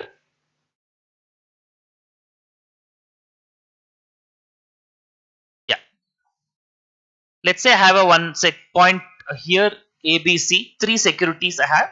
Now, can you tell me between C and B, can you say now each point is a different portfolio? Every dot on the line on the curve is a different portfolio. So, which portfolio is efficient between B and C? Can you analyze by applying the basic concept of return risk? No calculation, just application. Between B and C, which is more superior, which is more efficient? Now, risk wise, risk we want less. So, B and C, which has got low risk? Risk we are representing horizontally. So, horizontally between B and C, which is having less risk? It is B. You should look left side, not upside down side, because it's horizontal representation. Now, return wise means we want higher return. Which is higher among B and C? B only, which means as you move further on the curve, as you move upside on the curve, all the down points are inefficient. The left side, right, higher side always becomes efficient. Now, between A and C, can you tell me which is efficient? Which is having a higher risk between A and C? Between A and C, which is having higher risk? If you want, I will zoom it. Between A and C, which is having higher risk? Both are equal. They are on the same point. Risk is same. But A is having a higher return. So Markowitz identified these cases of efficient portfolios. So he says you are efficient if you are not inefficient. Which means he says you are efficient if somebody else don't provide higher return than you. Because if somebody provide higher return, they are only better. But they should not take more risk. If somebody takes more risk and more return, then you can't say who is efficient. So there is no person who can give you better return for your level of risk or for a lower level of risk. If there are such people, then they are efficient, you are not. So that's how we try to analyze. And if I select a point, let's say random basis, I'll select a point D, for example, here. Between D and B, which is efficient? Between B and D. D is having lower risk because more left side and having higher return higher side. Therefore, now B is also inefficient, C is also inefficient. D and C again I did not compare. C was anyway inefficient. Now between A and D, tell me what is efficient? Between A and D. A has more risk than D. What about risk? Or what about return? So A has more return as well as more risk. In such case, you can't comment straightforward. You can do other analysis, compute some ratios and say. But straightforward, you can't say whether A is better or D is better. You can just say A is higher risk, higher return, D is low risk, low return. That's all we can comment. Then which is suitable for you? If you are a person who like more risk, you call them as risk lover.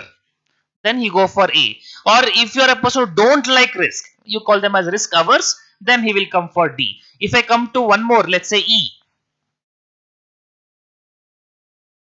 you can't select higher risk, higher return. Again F, you can't select higher risk, higher return. So up to a particular point, there is inefficiency. And after that particular point, you see higher the risk, higher the security, where you can't choose which is the best. All are efficient. And below that point, all are inefficient. And this curve, this after this cutting point, this turning point, this he called as Markowitz efficient frontier. And here you can't say which is efficient, which is not efficient. But one thing you know, anything below the curve is inefficient. Okay. Uh, do you have the theory of the portfolio, Markowitz theory? Like, would he has given? Okay, he would have given that theory would be there. Markowitz portfolio theory, the basic book only. Markowitz modern a model of risk return optimization. A portfolio is efficient if there exists no other portfolio. Why you are telling no other portfolio means you are telling there is no other person who is efficient. If nobody is efficient, you are the efficient person. More return for lower risk. If somebody can give more return for lower risk, they are good. More return for same risk. They'll take same risk as you, but they give you more return. Then they are more efficient. If that person is not there, you are efficient. Same return for a lower risk. Same return as you provide, but they will take more. They will take lesser risk. Again, they are efficient. So if there is no other portfolio, and then we say that this is efficient risk, efficient portfolio. You can just write maybe one line or something. This graph is there, I think, in the material. Just plot this point. Maybe A, B, C, D, that is not there. You can just plot it like A, B, C, D, E. You can just plot these points only. And you say B and C is inefficient. A is low risk, low return. E is high risk, high return. D is medium risk, medium return. And there is one time where the turning happens. That the curve will take turn. That point you call it as minimum variance portfolio. The turning point you can call it as MVP, minimum variance portfolio, in the graph where the turning is taking place. And we have a formula for this.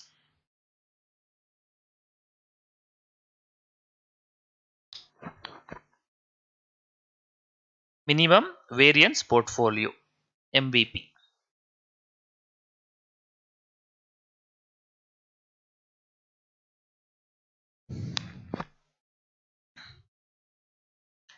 I'll tell you the process of calculation, but I will not show you the process of calculation. I'll only tell you how it is calculated. What is a basic equation of the risk? That is what we discussed. That is W1 square, sigma 1 square, that big formula square root. That is the original equation of risk. Now, in the graph or in the curve, how to identify a minimum point? There are concepts in mathematics, such as if you want to know a minimum point or if you want to know a maximum point, there are concepts found in calculus, there are differentiation concepts. They are called as minima points or maxima points. That is obtained by differentiating this equation. That is called as first order equation. Then we differentiate once more. That we call second order differentiation. That we equate it with 0 and we simplify. Again, I'm not showing you all those calculations, but I'm just showing you the background. So if somebody asks how this formula is calculated, you should not say it is given in the class. It is given by the Markowitz, and what is the basis of calculation? Differentiation concept. That much sufficient for us to apply. That is, you should not be completely ignorant. If you are interested, you go and spend extra time. Okay, what are the derivations of it? You start learning differentiation, first order, second order, maximum point, minimum point. So for exam purpose, what is required is the formula. And what is one extra layer to be more confident is what is the concept applied. Just be aware of it. Sufficient. If you have too much of time, you can go for the derivations, which we don't go. This is the formula for that. Minimum variance portfolio. In the graph, we have this point, right? This cutoff point where the line will be turned, where the minimum variance we have, that is the lowest variance, left extreme point. And that formula is this. So if you invest so much in weight 1 and so much in weight 2, then you can achieve this minimum variance portfolio. This point. And formula wise, just look at in the denominator, how does it look like? This is like a square plus b square minus 2ab. That's an easy way of remembering it. No logic there, only memory technique. And numerator, one thing be careful. When I compute weight of 1, I should use variance of 2. It's not W1 and variance of 1. Because that is one area where many students go wrong, do mistake. Again, why W1, why will sigma 2 comes? Look at derivations. Because when I give you formula, people ask me this question, how that number comes. When I show you the derivation, nobody will sit in the class. So you do it yourself. You're not interested. So if you're interested why this 2 comes, why these things comes, you look at derivations. There are simplifications. And you know the concept of sigma 1, sigma 2 into R can be replaced by covariance. That is an alternate formula. And once you compute W1, you don't require a formula for W2. You can directly simplify 1 minus W1. After all, 2 security portfolio. Okay, one more theory question or conceptual question. Now, this is the portfolio risk, a portfolio efficient frontier. Can it touch this y-axis and go further like this? Is it possible to touch this? What is the interpretation of this curve touching the y-axis? It is touching axis means this risk is 0. Return will be there, but risk, now can we reduce the risk to 0? It is possible as per his theory. As per Markowitz theory, it is possible in only one circumstance. Extreme circumstance. That is when R equal to minus 1. So you can touch this line. You can call it as zero risk portfolio. But only when R equal to minus 1. We'll do. Okay, so this problem has been asked in the exam quite a few times. A typical problem which is being asked, and its application of Markowitz. What does Markowitz portfolio says basically? Portfolio return is nothing but weighted average, but portfolio risk, what Markowitz uses is the concept of correlation coefficient as well, because when you mix a portfolio or when portfolio has a mix of two securities, security X risk is important, security Y risk is important, but how they behave with each other and how they behave with each other is applied using correlation coefficient. So let's apply in this problem. An investor has decided to invest. That's why it's called as investor. 1 lakh in shares of two companies, namely ABC and XYZ. The projections of the returns from the shares of the two companies, along with their probabilities, as given. Probability XYZ ABC. You require to comment on the return and risk of investment in the two individual shares. Compare the risk and return of these two shares with a portfolio of these shares in equal proportions. Find out the a proportion of each of the above shares to formulate a minimum risk portfolio. A comprehensive problem, I can say, to understand Markowitz theory along with its formulas. First, let us understand first part of the question. Comment on the return and risk of investment in individual shares. So individual shares, Markowitz does not come into picture here. How do you calculate the return? Return means average returns, which is X bar. And risk means we are going to calculate standard deviation. Now, how do you calculate X bar? Returns they are given. Can I take a simple average? No, we have probability. So, if I apply for security ABC, let's take it as X. Security XYZ, let's take it as Y. Now, how do you calculate the expected return? Expected return is calculated by X value multiplied by probability column X into P, the product total summation XP, that is X bar average expected return. Similarly, I'll do for Y separately. Y return multiplied by probability. This will give me the return, expected return of the two securities. But how do you calculate the risk? Risk means we are going to calculate standard deviation. What is the formula for standard deviation for, let's say, security X?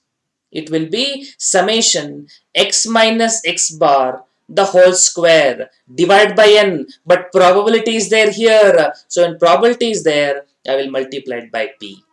And standard deviation means I am going to do a square root. So what are the columns required? One column X, they are given. Probability, they are given. I need X minus X bar whole square and x minus x bar whole square multiplied by p. Total 8, I get summation, square root 8, I get standard deviation. So let's do that portion. ABC, let's take security X for easy convenience to give the headings. XYZ, let's take it as security Y. So X column, I will prepare one table for X, one table for Y. So security X, that is ABC, 12, 14, minus 7, 28, respective probability 0.2, 0.25, 0.3. I'll complete for one security, I'll go to other security. Otherwise, too many columns you can prepare, but I'll prepare for security X, one table, another security, another table. So please repeat the first two columns now.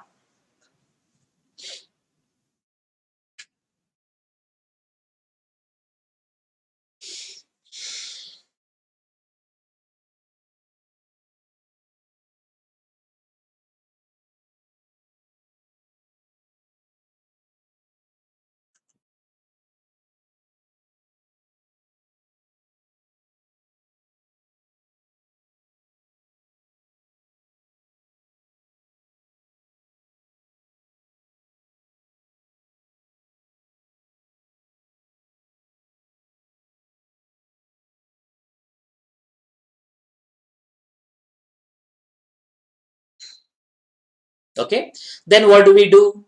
These two columns should be multiplied, correct? So multiply x into p, 12 into 0.2, 2.4, 14 into 0.25, 3.5, minus 7 into 0.25, minus 1.75, 28 into zero point 0.3, 8.4, and the total is expected return, and that is what is x bar, right? Summation xp, that is nothing but x bar or that is summation xp. You can say E of x, expected value, or you can say summation xp, or you can say x bar, ultimately it is average. Please check if the numbers are fine.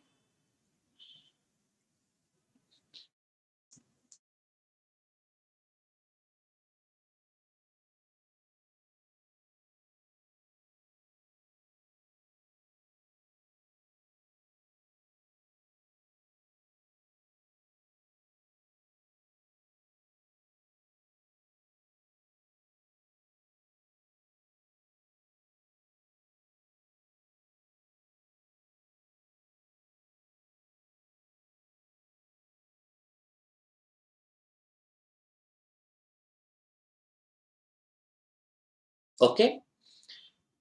Now I'm going to prepare x minus x bar column. X value 12, x bar 12.55, 12 minus 12.55 minus 0.55. Next, 14 minus 12.55, 1.45, minus 7 minus 12.55 minus 19.55, 28 minus 12.55, 15.45. We got x minus x bar. I need square, 0.55 square, 0.3025 I get. Round it off, 2 decimals sufficient, 0.30. 1.45 square, 2.1. 19.55 square, 382.2. 15.45 square, 238.7. But we need one more column, x minus x bar whole square multiplied by p. That is probability 0.2, x minus x bar whole square, zero point 0.3, multiply 0.2 into 0.3, 0.06, 0.25 into 2.1, 0.53, 0.25 into 382.2, 95, 0.3 into 238.7, 71.61, total 167.75. This is summation x minus x bar whole square multiplied by p. But we need square root of this. So square root of summation p x minus x bar whole square, that is 12.95. So what we got? Ultimately, expected return is 12.55 and risk. So this 12.55 is return and risk, that is standard deviation for security X, for security ABC.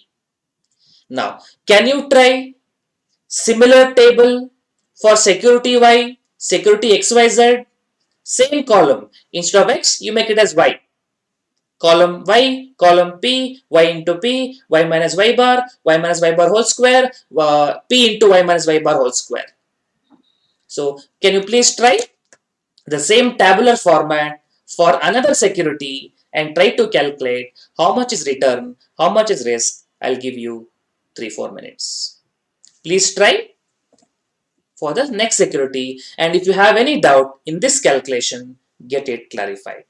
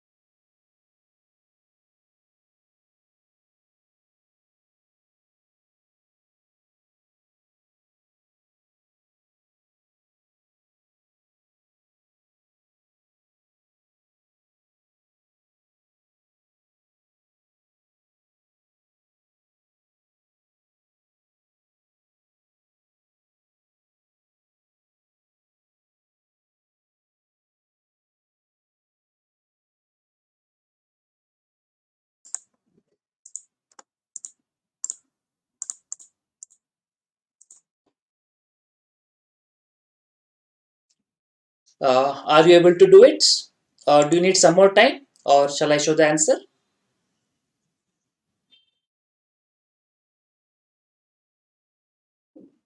Doing it? No problem. Take your time. Make sure you practice as well. No issues.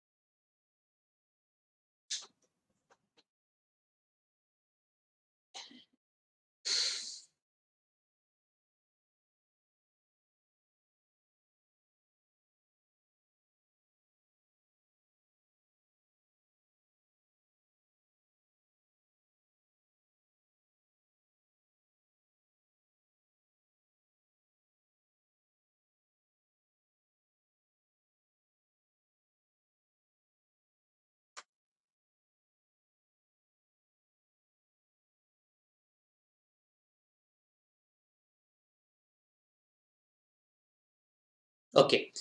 So if you have done it, let us look at the numbers. Y values they have given 16, 10, 28 minus 2, the data for another security, probability given, y into p, expected return you get around 12.1,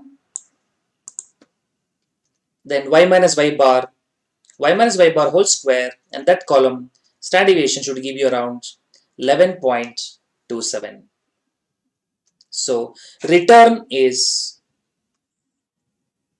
12.1, risk is 12.1 is return, and 11.27 is risk. See if you are able to do, and if you have gone wrong anywhere, please check which place you have gone wrong.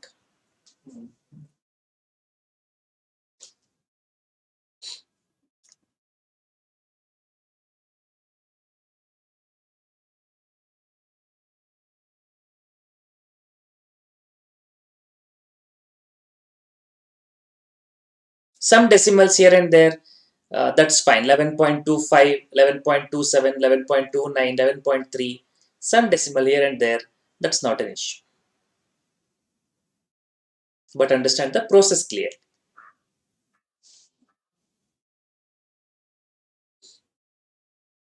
Okay, I hope you are able to follow it. Then they're asking you to comment. Now, which stock would you comment? Preferably, we'd like to have higher return, low risk. That's called as superior security, superior efficient frontier, Markowitz efficient frontier.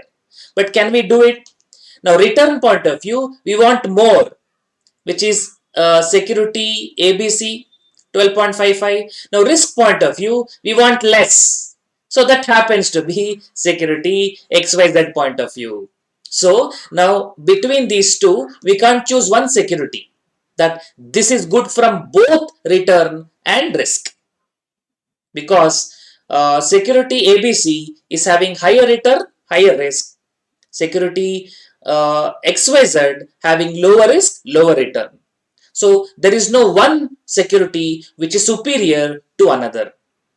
So let's write the comment. Please write down. Write down. Security ABC.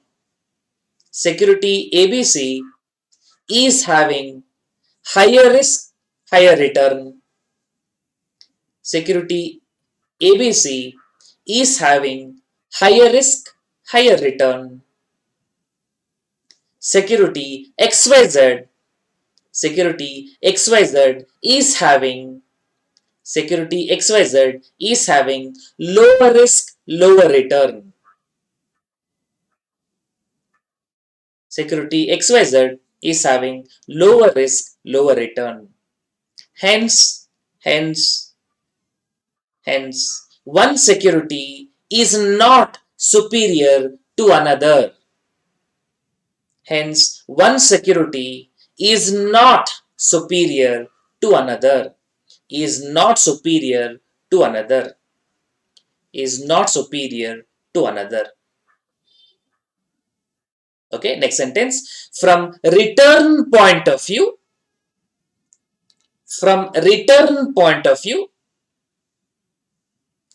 security ABC is better. From return point of view, security ABC is better. Full stop. From risk point of view, security XYZ is better. From risk point of view, security XYZ is better. Security XYZ is better. Okay, that's his first part of the question. Comment on the return and risk. This we have done it.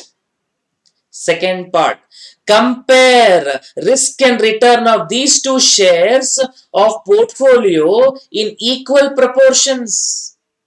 Equal proportions, equal weights. If you have 1 lakh, you invest 50,000, 50,000 means what is weight? 50, 50, 0.5, 0.5. So if your weights is 0.5, 0.5, compute portfolio return and portfolio risk. Let's calculate. What is portfolio return? Return of portfolio or P. For two security we have. So it is going to be W1 R1 weight of the security, return from that security plus W2 R2 weight of second security, return from second security. So W1 weight 50-50, right? So 0.5 into return of security X, that is first security, 12.55 plus second security 0.5 into return of second security, which is 12.1. So calculate and do the total. You can use M plus function also to calculate faster. So 0.5, first clear calculator memory, C, start fresh, switch off, switch on. 0.5 into 12.55 equal to M plus 0.5 into 12.1 equal to M plus MRC will give you 38.825. Divide by 2, sorry. That is a 12.55 into 0.5 M plus 12.55 into 0.5 M plus 12.1 into 0.5 M plus MRC 12.325. 12.325%. Okay, now we want portfolio risk, sigma P. Now for portfolio risk, what is the formula? Remember, A square B square 2AB, that formula. W1 square sigma 1 square or Wx square sigma x square plus W, okay, I'll do x and y only. Wx square sigma x square, Wy square sigma y square. So A square B square over 2AB, 2 Wx Wy sigma x sigma y and multiplied by r, correlation coefficient between x and y, and we'll take a overall square root. Okay, so here wx wy we know 0.5 0.5, sigma x sigma y we know, standard deviation of x, standard deviation of y. In the table we have calculated, but we need one more thing, which is R, correlation coefficient. What is the formula for R? Covariance by standard deviation of x into standard deviation of y. And in fact, if I multiply all the three, standard deviation of x into standard deviation of y into R, I will get only covariance between x and y. So what I need is covariance. Now, computing covariance, then based on that computing R, one extra step we can save. I don't have to compute R because these three, when I multiply, I get covariance only. So I can save one step. I don't have to go till R. I can compute. I take one extra step. We can save that just by calculating covariance. What is covariance formula? Covariance is summation x minus x bar into y minus y bar, but probability is there multiplied by that as well. We have x minus x bar column, we have y minus y bar column. These two will be multiplied and will be multiplied with p. You can write one table itself. I mean, here itself one column you can add. For safety purpose, let's do one thing. Let us prepare the table. So probability, we have x minus x bar, we already take from the first table. Y minus y bar, we take from the second table. Now these three I need to multiply. That is x minus x bar into y minus y bar into probability. In the exam, you don't have to repeat this table. In one of the tables only, you can add this also. Because these three numbers are already there in the previous table. These three are already there in the previous table, right? P, x minus x bar into y minus y bar. This is already there. So only we require the multiplication one extra column. So in the exam, you can fit in the one of the column itself. But here, for more clarity, I'm preparing separate table. So return we calculated. This formula we written down. Please prepare this table. Please write down this table and we'll do the total column.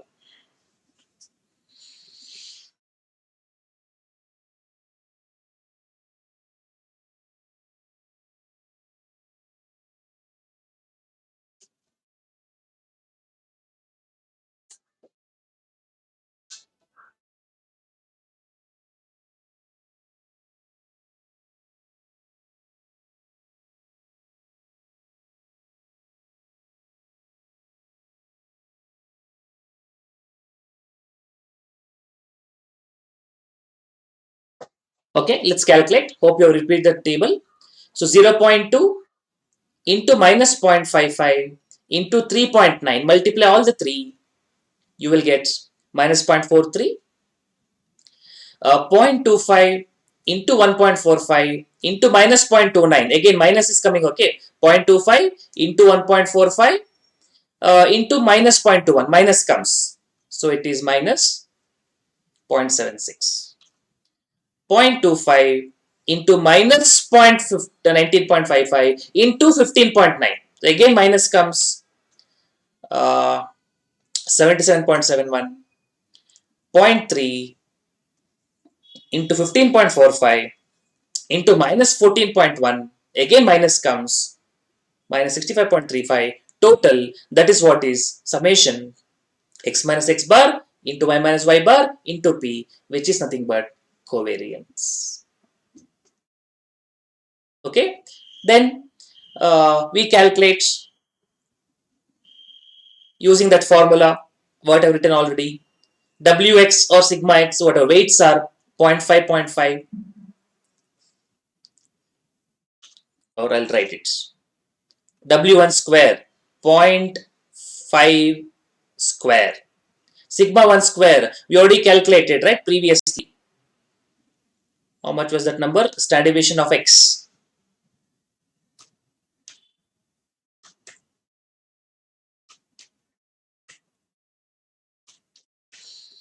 12.95.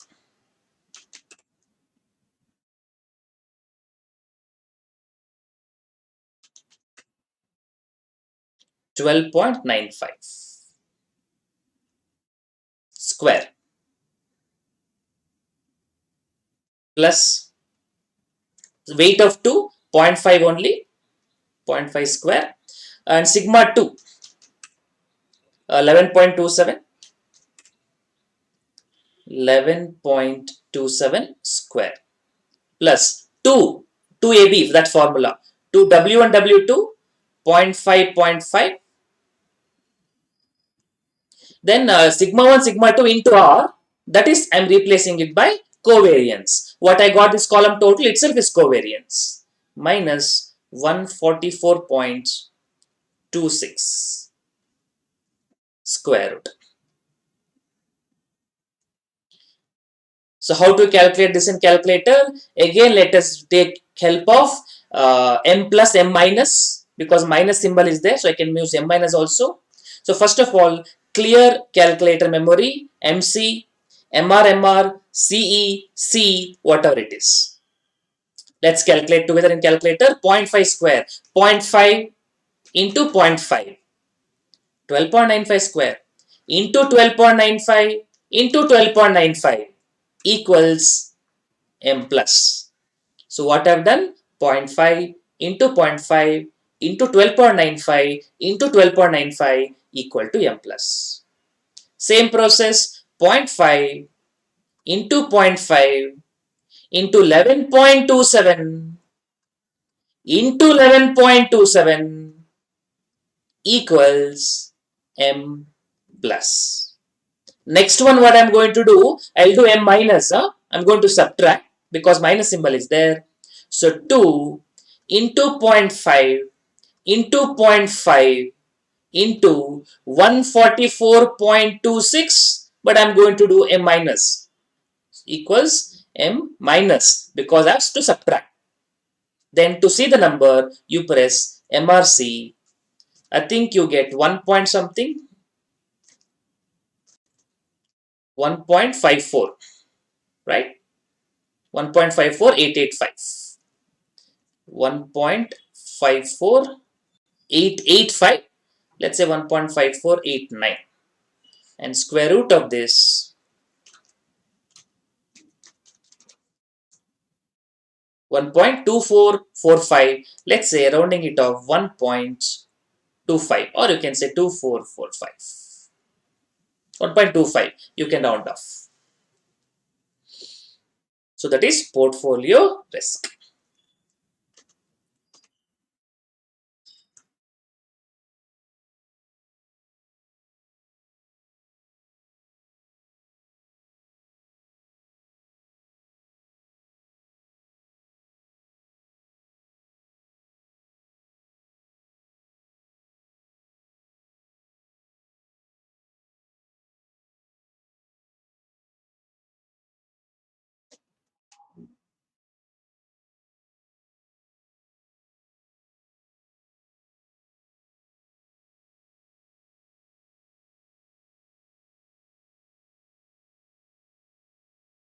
Okay. Hope you're able to do it. Next thing what they've asked is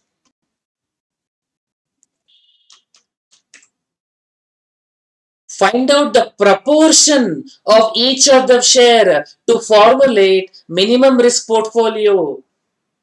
What is this minimum risk portfolio? Do you remember? The graph will look like this. Markowitz efficient frontier. This is the risk on x-axis, return on y-axis.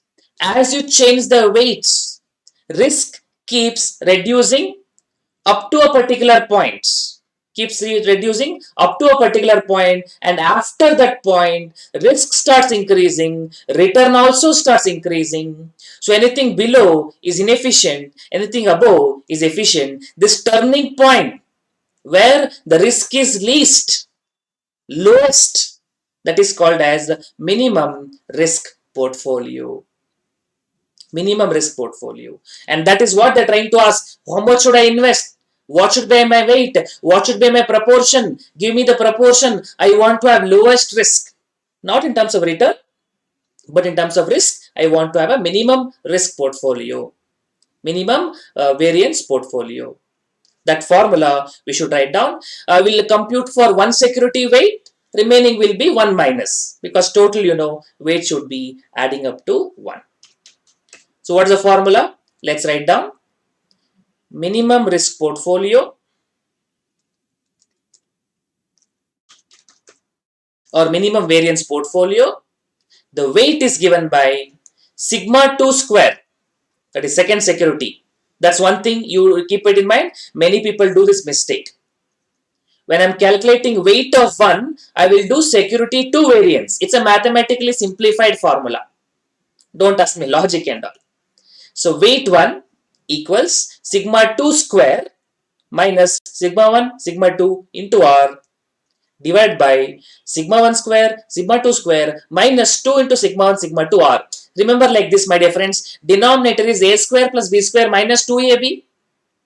A square, b square minus 2ab. So sigma 1 square plus sigma 2 square minus 2 into sigma 1, sigma 2 into R. That is a square, b square minus 2ab, denominator. Numerator, first security means I'll use second security, sigma 2 square minus same thing, sigma 1, sigma 2 into R. And sigma 1, sigma 2 into R, I have simply substitute by covariance. That's what I'm going to do. Here also, sigma 1 into sigma 2 into R, I substitute by covariance. Now sigma 2 square, second security square, that is, what was the standard deviation we got? Second standard deviation, we had got 11.27. So 11.27 square minus covariance, we just calculated now, 144.26. Minus of minus, minus 144.26. Okay, denominator will be sigma 1 square, that is 12.95. 12.95 square plus 11.27 square minus 2 times that covariance minus 144.26. So 11.27 square, 127.01 minus into minus plus 144.26 divided by 12.95 square, 167.70. 11.27 square, already got it, 127.01 minus of minus, so plus 2 into 144.26, 288.52. You simplify. So 127.01 plus 144.26, 271.27, 167.7 plus 127.01 plus 288.52, 583.23, and that is going to give you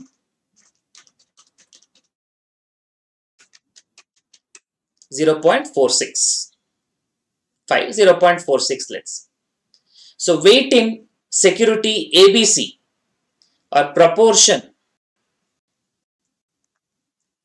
of investment in security 1, security 1 is security ABC, should be 0.46 or 46%. Then what should be a proportion of investment in other security remaining? Proportion of investment in security XYZ, that is 1 minus 0.46, that is 0.54 or 54%.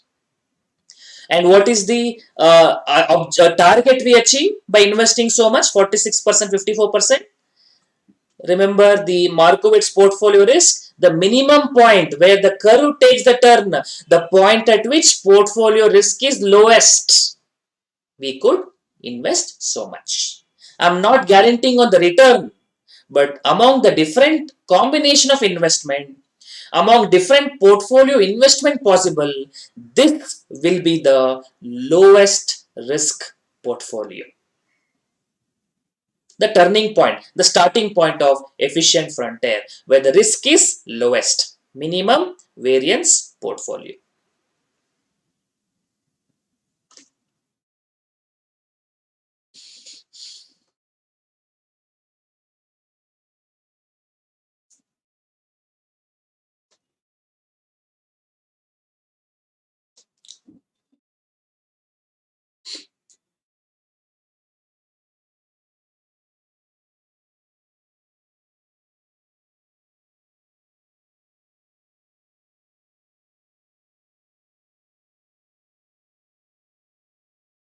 Okay, I hope it is done. Let us move further.